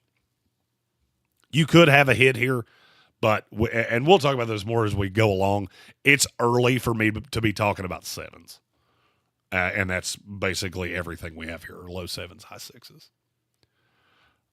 Okay, Evan Doyle asked if he missed tight end, so we'll go to tight end now. And I apologize for the little hesitation I'm having to make notes for the stream of where we go when. All right, tight end. Let's get the centers off the screen. We don't need to talk about that shit anymore. Tight end it has gotten a lot more interesting over the last handful of weeks. I will be honest with you that I did not change my rankings wildly based on the Senior Bowl. There is one thing that changed. Elijah Arroyo jumped quite a bit. Tyler Warren's my 1. Colston Loveland's my 2. In terms of grade, they're both 9.2s for me. I think Tyler Warren is more complete, but I think Colston Loveland is not getting. I don't think Colston Loveland's getting the love because the quarterback was so bad his senior year. Evan Doyle asked, need Mullet to explain the Loveland hype I have fanning over him. It depends on what you're looking for out of a tight end. If you want that move piece, Tyler Warren is light years ahead of Colston Loveland. Colston Loveland's an inline tight end that's not a great blocker, but he's willing. I think Colston Loveland can just do a little bit of everything. Tyler Warren can literally do a little bit of everything. The only thing that bothers me, and I mean, I'm just going to be 100% honest about this with Tyler Warren. He is, I can't remember exactly how old the kid is. I believe he'll be 23 before the season starts. And if you look at him, he was completely fucking irrelevant until this year. He had 1 year, and he was special for that 1 year. 1,200 yards, 104 receptions, 8 touchdowns. He had been literally nothing more than a red zone target for 4 years at Penn State. He had a grand total of 49 catches coming into this season. He doubled that in 1 year. So in terms of what I saw, in terms of 1 year, I love it out of Tyler Warren. I've also watched tight ends just absolutely snow the shit out of people with 1 year. And if you look at Penn State and you look at who he was really good against, let me see if I can pull this up. All right, I'm going to go down here to his game logs. Notice who he was really good against. All right, so he had a good game against Oregon that was talented defensively, but not great defensively. Other than that, it was a lot of Bowling Green, Kent State, USC, Purdue, Minnesota, Maryland. Those are his best games. I think there is reason to be a little cautious on Tyler Warren. Now, that being said, I think he could be a special player. And if he fits into the right system, and he is that guy, he checks all the boxes. Maybe he's just a late developer. It's entirely possible. But you know how I feel about guys that at 22 years old show me their best tape and had been largely irrelevant before that. That always makes me incredibly nervous. So I don't think there is a huge difference. PFF has Tyler Warren at 13, Colston Loveland at 31. I believe I have Tyler Warren at 14 and Colston Loveland at 20, if I remember correctly. And if you would like to see where I have my top 25, you can find them on NFLdraft.net. All of our position rankings will be up by the end of the day tomorrow, and our top 100, my top 100 and Bill Workman's top 100 will be up Friday. So we will have top 100 players with grades and everything by Friday. I still have Harold Fannin as my number 3. I like the raw talent of Fannin. I think there's a lot to build on there. I have Mitchell Evans as my 4. I am so much higher on this kid than anybody else is. He, Mason Taylor, and Elijah Arroyo have very similar grades. Mitchell Evans reminds me so much of Cole Kmet at times, and I just think he wasn't used. He's going to be one of those guys that I'm beating the table for. I don't have to take him as high because I think I can get him in day 3 because probably nobody else feels as highly about him as I do.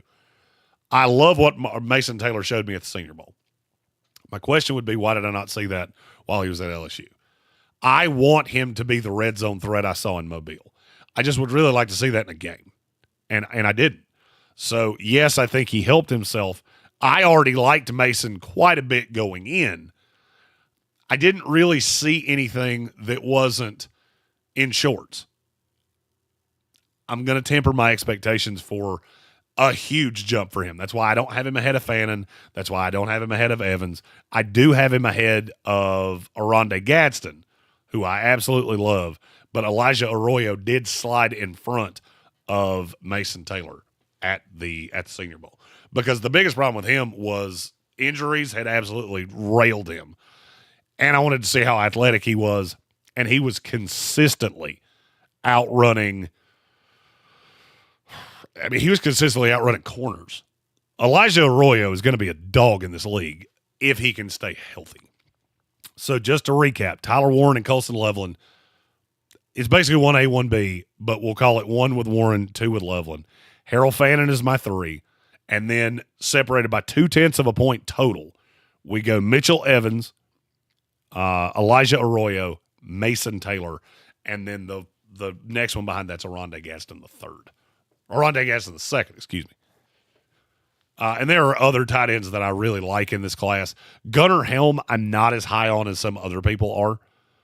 That's the only name on the screen from PFF that I'm not as high on as other people are. Andreas Pinckney said he's really high on Mason Taylor, but that could be his LSU bias showing. I don't think it's a bias. I think it's Mason Taylor is the rawest of all of these prospects. And I don't think that's even close. The high side is intoxicating, though, because what he showed in Mobile was special. I just didn't see it. So it's I would like to see it in a game. He pushed himself up a little bit in shorts. But I can't put him above Warren. I can't put him above Loveland. I can't put him I can't have him ahead of Fannin because what I saw in games with Fannin was so much better, even though it was against lesser competition. Okay, we have 2 positions left. We've done all the offensive line. We've done wide receiver. We've done tight end. So now I'm going to ask the chat, are we going running back or quarterback next? I'm going to take a swig of my drink, and whatever I see first is where we will go.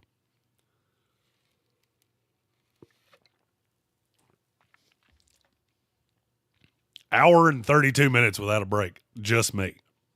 That's commitment to the draft.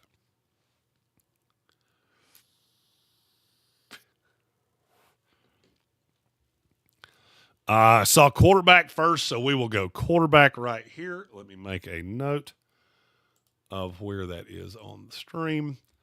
Quarterback in this draft class. How do I say this nicely? It blows dead bears. I don't like any of these quarterbacks. The highest rated quarterback I have is Cam Ward, who's an 8.2. I have 3 guys in the 7s. I have 1 in the 6s. And then we get into the 5s. Now, if you would like to know how my grading system works, anything 9 or higher is elite. 9-1 or higher is elite. 8-1 to 9 is a starter. 7-1 to 8-0 is a developmental starter. 6-1 to 7-0 is a fringe. Maybe he becomes a mediocre starter down the line, or he's a high-level backup. 5-1 to 6-0 is a backup. Anything sub-5 is a priority undrafted free agent. Sub-4 is just a dude. I have 5 quarterbacks total that are above 6 in this class. Cam Ward is without a doubt the number 1 for me. I think he has a much safer floor than any other quarterback in this class. He's been successful everywhere he's gone. He has a really good arm. He makes some really puzzling decisions at times. And I don't think he's day one locked in, ready to be a starter. I don't think he's a number 1 pick at all. I know he's going to go in the top 6. I believe the New York Giants are locked in on my quarterback at number 2, which is Shedeur Sanders. He is a 7.5 for me, which means he is a developmental starter in this league. I don't think Shedeur Sanders should take a snap in 2025 in a perfect world. He's going to. He's going to, and I know he's going to. That doesn't mean I have to like it. For point of comparison, my 3rd quarterback in this class is Jackson Dart. I have him 1/10 of a point behind Shedeur Sanders. I have no doubt Shedeur goes in the top 6. I have no doubt that Jackson Dart does not crack the top 20. Could a team fall in love with him in the 20s? Maybe. I think it's more likely he goes at beginning around 2. Jackson Dart showed me enough at the Senior Bowl that in terms of arm and physical talent, he is so far superior to any other quarterback in this class, except one that I really like the arm that I'll get to in a minute. That's the only 3 that I could even possibly think about having in my lineage of starting quarterback for next year. I don't see it with Milroe. I don't see it with Dylan Gabriel. To me, they've got PFF has him at 72. I feel like they forgot a decimal point because he should be 722. I don't even have a draftable grade on him. Quinn Ewers is my 4, and Will Howard is my 5. Now, Ewers is a developmental prospect for me that is absolutely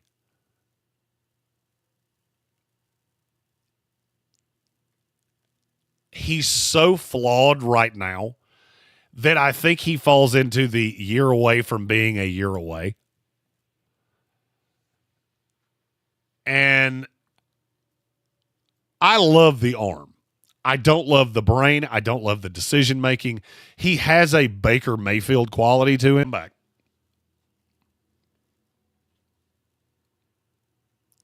Somebody tell me when the spinny wheel of death is done.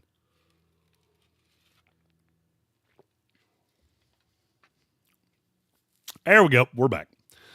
Apologies. My wife works from home now, so we're sharing bandwidth, and we're split off, and it has rained for about 15 straight days here. So apologies.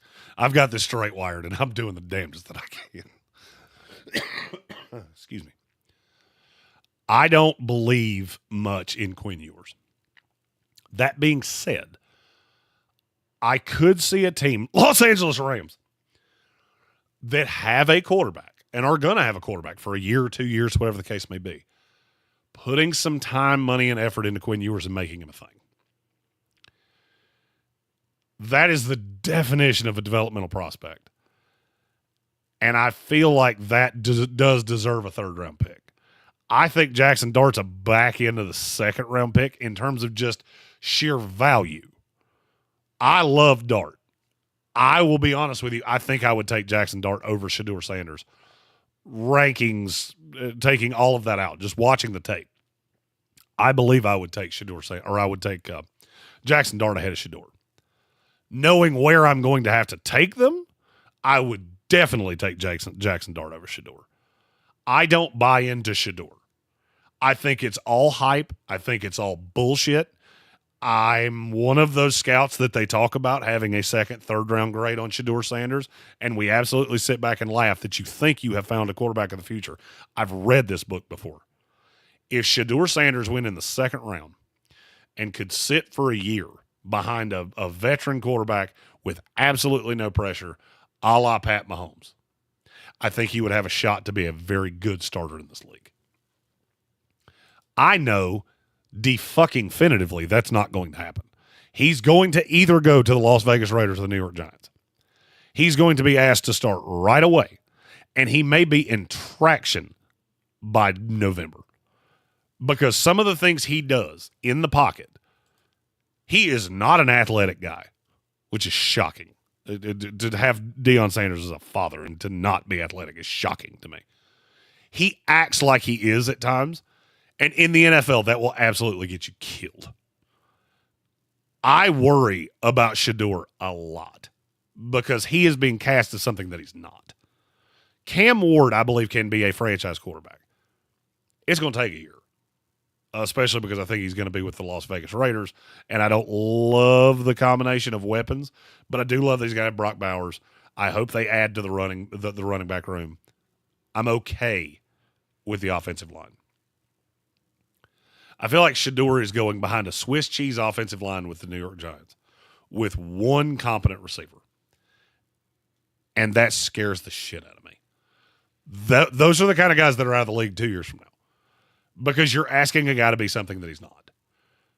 There's just not much of a difference between Shedeur, Jackson Dart, and Quinn Ewers, and nobody wants to admit it. But it's the truth. Shedeur Sanders put up numbers with one of the best receivers in college football in the worst defensive conference in college football by a mile. And I don't love it. I don't love it. I think you're asking for letdown. We have a super chat. It's from Red Sea, who said, I can see Shedeur Sanders breaking a record in the NFL. Most sacked quarterback in a season, especially if he goes to the Giants. I agree with you. I agree with you wholeheartedly. And the thing that really bothers me is the expectation that he's going to come in with because of his last name, because of how hyped he was by ESPN and by Fox and by Colorado. And he's not that guy. He's just not. And if you know what you're looking for at quarterback, you know I'm right. I've not talked to one scout, not one person that does this for a living, that doesn't agree with every word that I just said. Does he have tantalizing physical upside? Yes, he does. I don't see a path that he's going to last on this board long enough to go to a team that will actually allow it to be developed. And I hate that. It's very unfortunate. But in terms of my quarterback rankings, my number 1 is Cam Ward. My 2 is Shedeur Sanders. My 3 is Jackson Dart. My 4 is Quinn Ewers. My 5 is Kyle McCord. I'm sorry. I apologize. My 5 is Will Howard. My 6 is Kyle McCord. My 7 is Tyler Shuck. Notice Jalen Milroe wasn't anywhere up there. Notice that Riley Leonard was not anywhere up there.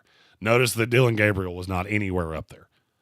If you're looking for a raw tools quarterback, Donovan Smith, I would not have any expectation for him. He has a very big arm. He is decently athletic, big-bodied kid. There's a lot of raw talent to like. He is so far away from being an NFL quarterback that it's pathetic. But he is one of the only other quarterbacks that I think is worth using a draft pick on. I do like Curtis Rourke from Indiana, too, as a guy as an arm. I think he can be a long-term backup in this league. He'll come into the league as a 3 with the intention of making him the 2 years from now. Quarterback is terrible. It is bad. This class is as bad as the 2022 Kenny Pickett, Malik Willis, Sam Howell class. In terms of depth, it's worse.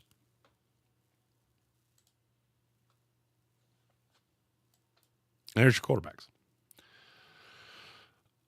That means we have one position left. It's your running backs. I low-key really like this running back class. Obviously, Ashton Jeanty is the one. I do not love how short he is. He's only 5'9". I like a bigger back. You can see on the screen where Trevor Sikkema of PFF is with his rankings. He has Ashton Jeanty at 5. I do not have him that high. I am not wildly crazy about taking running backs in the first round. He's PFF's number 1 rated running back 2 years in a row. He also did not play an insane number of snaps. One of the weirder stats I think you'll ever see is that Ashton Jeanty, over the course of the last 3 years, has played just over 1,600 snaps. Now, let me give you a point of comparison there. Cam Scattaboo, in the same 3-year period, has played over 1,900 snaps. I don't know that you have... Jeanty's got a lot of wear on the tires because he has a lot of carries and a lot of touches. I'm not worried about that all that much. I think he will come into this league and be a really good... I think he's a top 12 running back in the league off the jump. Here's where I disagree with some other people. I don't know that he has a high side that's much higher than that. Because I can't see who he's supposed to be better than. Because as a physical runner, he's not better than Saquon Barkley. He's not better than Bijan Robinson. He's not better than Jonathan Taylor. You're getting, I think, on the high side, the 8th, 9th, 10th best running back in the league. But you're having to take him in the same spot that Bijan Robinson went. Just a little bit behind where Saquon Barkley went. I don't love that because I think the depth of this class is where the strength comes in. Because my number 2 running back in this class is Marion Hampton, who's 6'1", 220 pounds. I think a superior pass catcher in terms of his ability to do so than Ashton Jeanty. Ashton Jeanty, to me, is really more of a between the tackles, really balanced runner. I think a Marion Hampton can be a 3-down running back in this league. And I'm not going to have to take him in the top 20. I think he's a steal. Bill Workman, I see him saying the same thing in the YouTube chat. Jack S. asked, would he be likely to be picked by a team as a solo workhorse back or more of a committee? I have a couple teams that I really like him with. I have him going in the first round, back into the first round, to a team that really needs a running back, to a coach that really likes to run. And I think he's a combination of 2 running backs they already have. I look for him to be a workhorse running back. He is better than Javonte Williams. He is better than all of the Carolina running backs. And the only reason that I don't have him higher is because there is another running back right behind him that I like almost as much as I like him, and it's Caleb Johnson out of Iowa.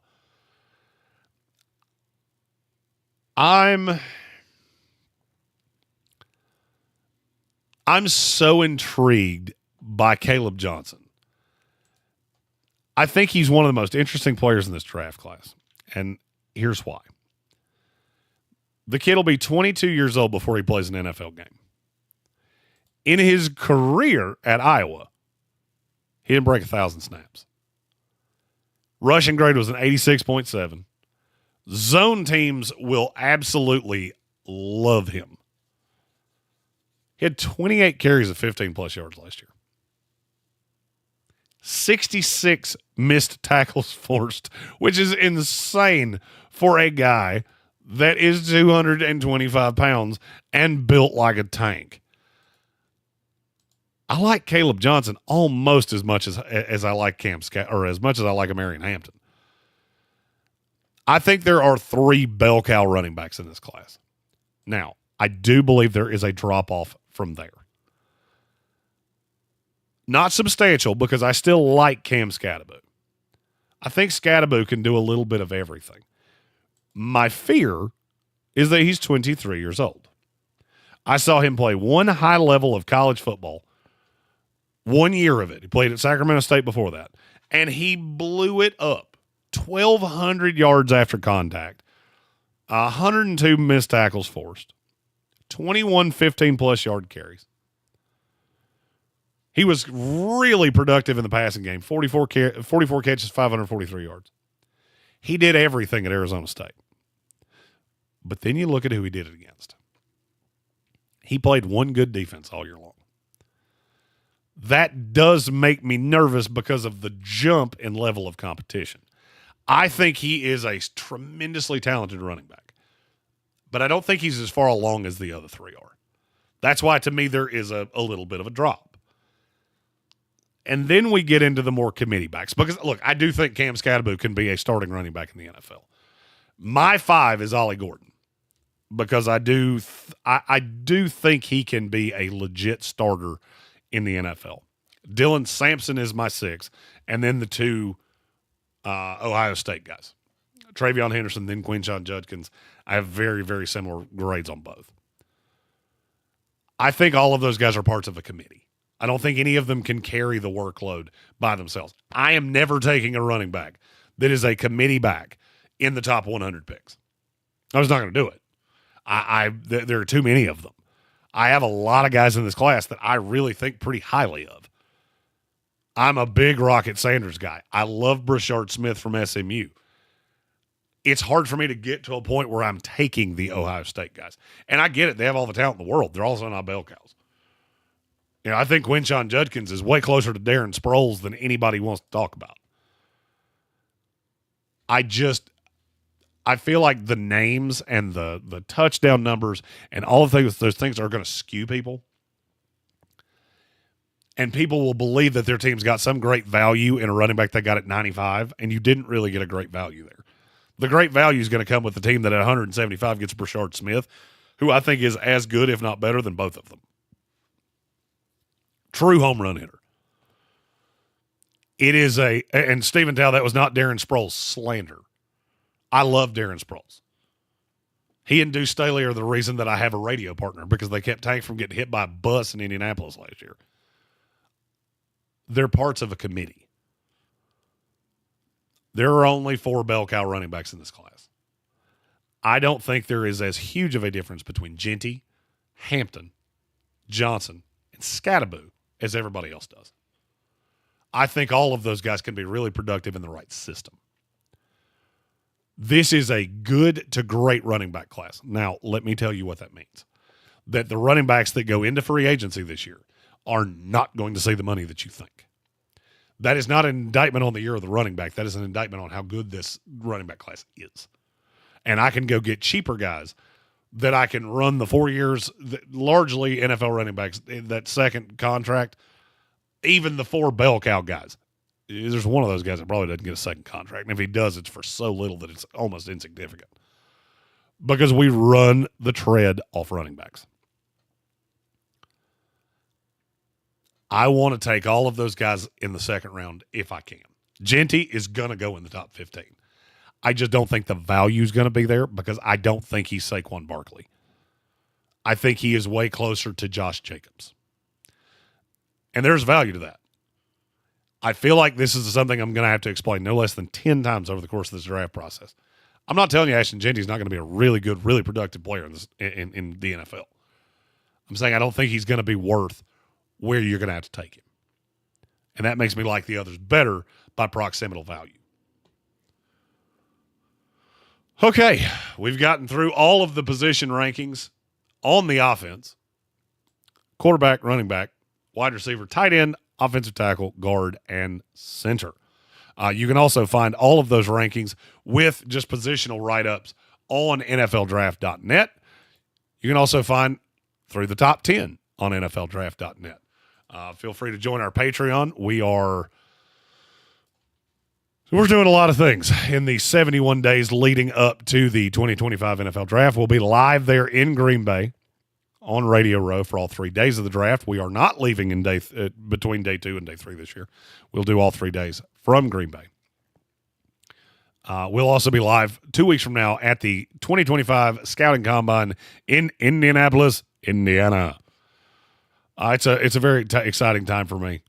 It's a very exciting time for us. We love the draft. We love that you guys love the draft.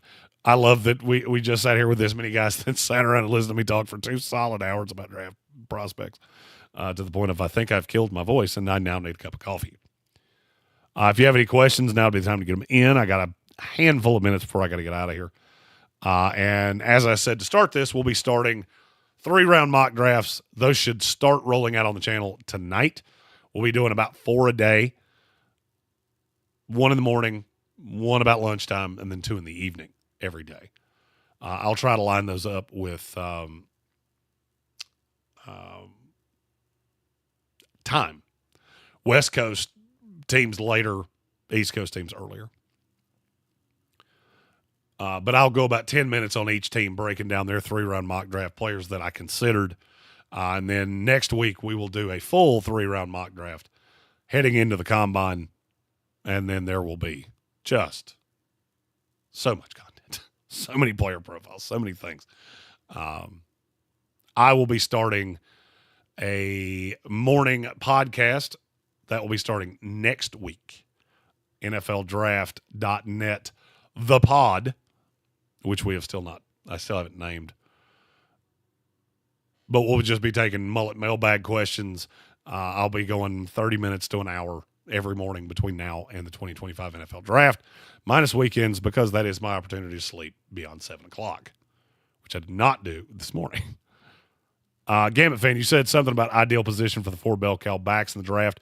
What do you think would be the ideal team for each to land on? Ashton Genty's, for me, is the Dallas Cowboys. It just makes too much sense. Because they're so bad at running back. And they really need a dynamic player like that. And I don't think they will have the opportunity to take one in the second round. I think all 4 of those guys will be gone by the time they pick again in round 2. Amarian Hampton, I like the fit for him with the Chargers. I like the fit for him with the Minnesota Vikings. I like the fit for him with the Kansas City Chiefs. I don't think the Chiefs will take one that high. The other 2 teams, I easily could see them doing that because they need to add to their offenses.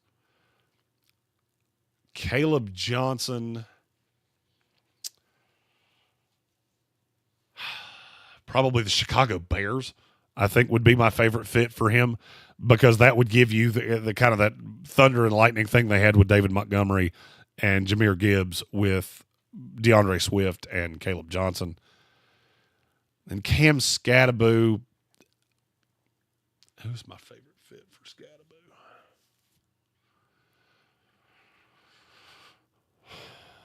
The Las Vegas Raiders. I think he would be a really nice element because he is more refined with less of an upside, but he's better in pass pro. He's more experienced in pass pro. And I think he could be that bell cow running back for the Raiders, and they might be able to get him to the top of the 3rd round. And they have 2 third-round picks because they have the Jets from the Devontae Adams deal. So I will say that is my answer on ideal fit for the bell cow running backs. Stephen Tao, what is your favorite Nicolas Cage movie? It's Con Air. Not really all that close. Put the bunny back in the box. Red Sea with a super chat. We always appreciate those. And this is a great time to say that between super chats and ads that you guys watched on YouTube and supporting us on Facebook, you guys literally paid for our trip to Indianapolis. I just got the receipts and all those things from social media. So thank you from the bottom of our heart for that between your super chats and liking and sharing and all the things on social media. That's somewhere that we've always tried to get to because it allows us to do so many cooler things. Because that's just extra money for us. And in large part, it didn't cost you anything. You shared something on Facebook, shared something on Instagram. So thank you for that. Red Sea said he's going to do an off-season sim for Arizona tonight. Can I get your thoughts in the Discord once I finally finish it? Absolutely. And it may lead me into an off-season sim because I'm going to be doing those for every team. It's just a question of when, where, and how. Jack S. asked, I know you have been talking about it ad nauseum, but what would the difference be between here, the website, and the Patreon? Okay, that's a great question. So basically, mock drafts and the individual mock drafts, the position rankings, things like should be coming back any minute now. So as somebody in the chat, let me know when we back. There we go. Red Sea said we back. All right, so I will start my answer over from the very beginning. I want to continue to give you free content here on this channel. This has been our draft channel. It's been our everything channel. We are splitting off the NFLDraft.net YouTube. The goal is to have everything moved over there for next year. We wanted to set that up to try to combine the two. We will be putting out a lot of the things that we put out here on that one as well, in the hopes that people will find it there. Everything that goes out on this YouTube or on that one will go out on the website. Question is when, and basically the answer is as quickly as I can get it on the website. The Patreon is for much more narrowed down content. You want to ask me how Cam Scadaboo fits with the Raiders, or some 500th ranked player that you really like and you think he's a draft steal, a guy that in past years I would not have had time to get to. That's what the Patreon's for. It is for the deepest of draft nerds, and it's we did a survey of all the people that had signed up for the Patreon. Like 70-something% of you said it was just a thank you for the content, which we did not really anticipate that. We thought there would be some answers that were more, this is exactly what we want to see. A lot of what Bill does will be on the Patreon at first, and then it will carry on over to the website. I hope I answered that question appropriately. We are still figuring out the Patreon. The other good thing about Patreon is that I can be completely uncensored. So if you have a question that you want me to answer in a fully uncensored manner, because that's behind a paywall, I can do it there because there's no risk of a sponsor or anybody like that getting upset at what I said. I can say bad words here. I can't be 100% unfiltered because anybody could find this. The Patreon is more unfiltered. If you really want to hear 100% what I have to say about a prospect, that would be where. And you can ask those questions by joining the Patreon. You can send a direct message to me. They come directly to me. I did not have time with the Super Bowl and the bubonic plague. I have not checked it in the last couple of days. But anything that's up there I'll be getting to in the next couple of days. And then we'll be leaning a lot on the Patreon as the deeper dive content that I got asked for a lot over the last few years. And I didn't have time. It's got to make some form of money. It doesn't have to be a lot. I'm a simple man. If you've ever seen Dark Knight Rises, I'm kind of like the Joker. Gunpowder and explosives are cheap. You know, I'm not an expensive guy. McDonald's and Taco Bell are cheap. So, you know, that's what powers this draft nerd. So is all the domestic beers that I drink and Fireball. You know, I'm a simple fucking guy. So, but I do want to be able to do as much as humanly possible. Oh, it was Dark Knight. Was it Dark Knight Returns, Tal? Rises was Bane. That was Dark Knight Returns. I'm bad with movie names, especially when it's the same platform.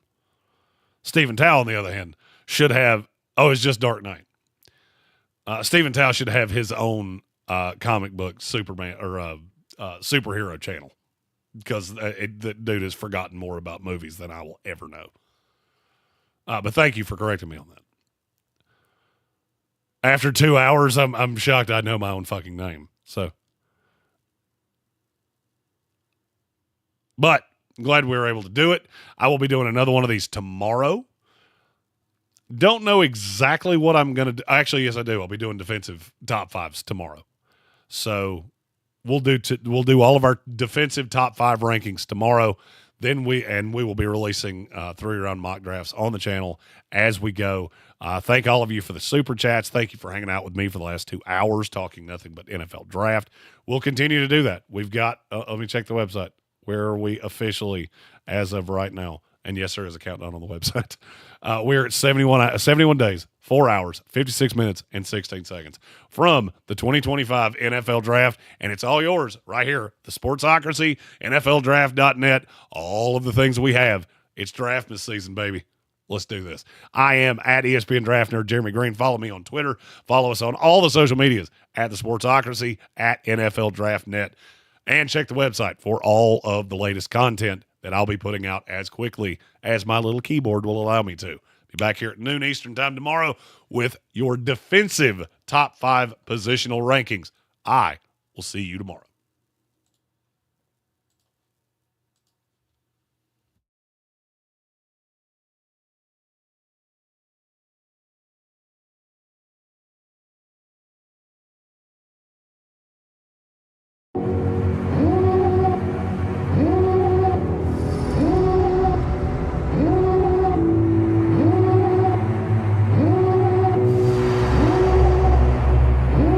Devil in a red dress, call 911, I'm a killer. You know I hate to confess. Bang, bang, got my hand on the trigger. The devil in a red dress, call 911, I'm a killer. You know I hate to confess. Bang, bang, got my hand, bang, got my hand, call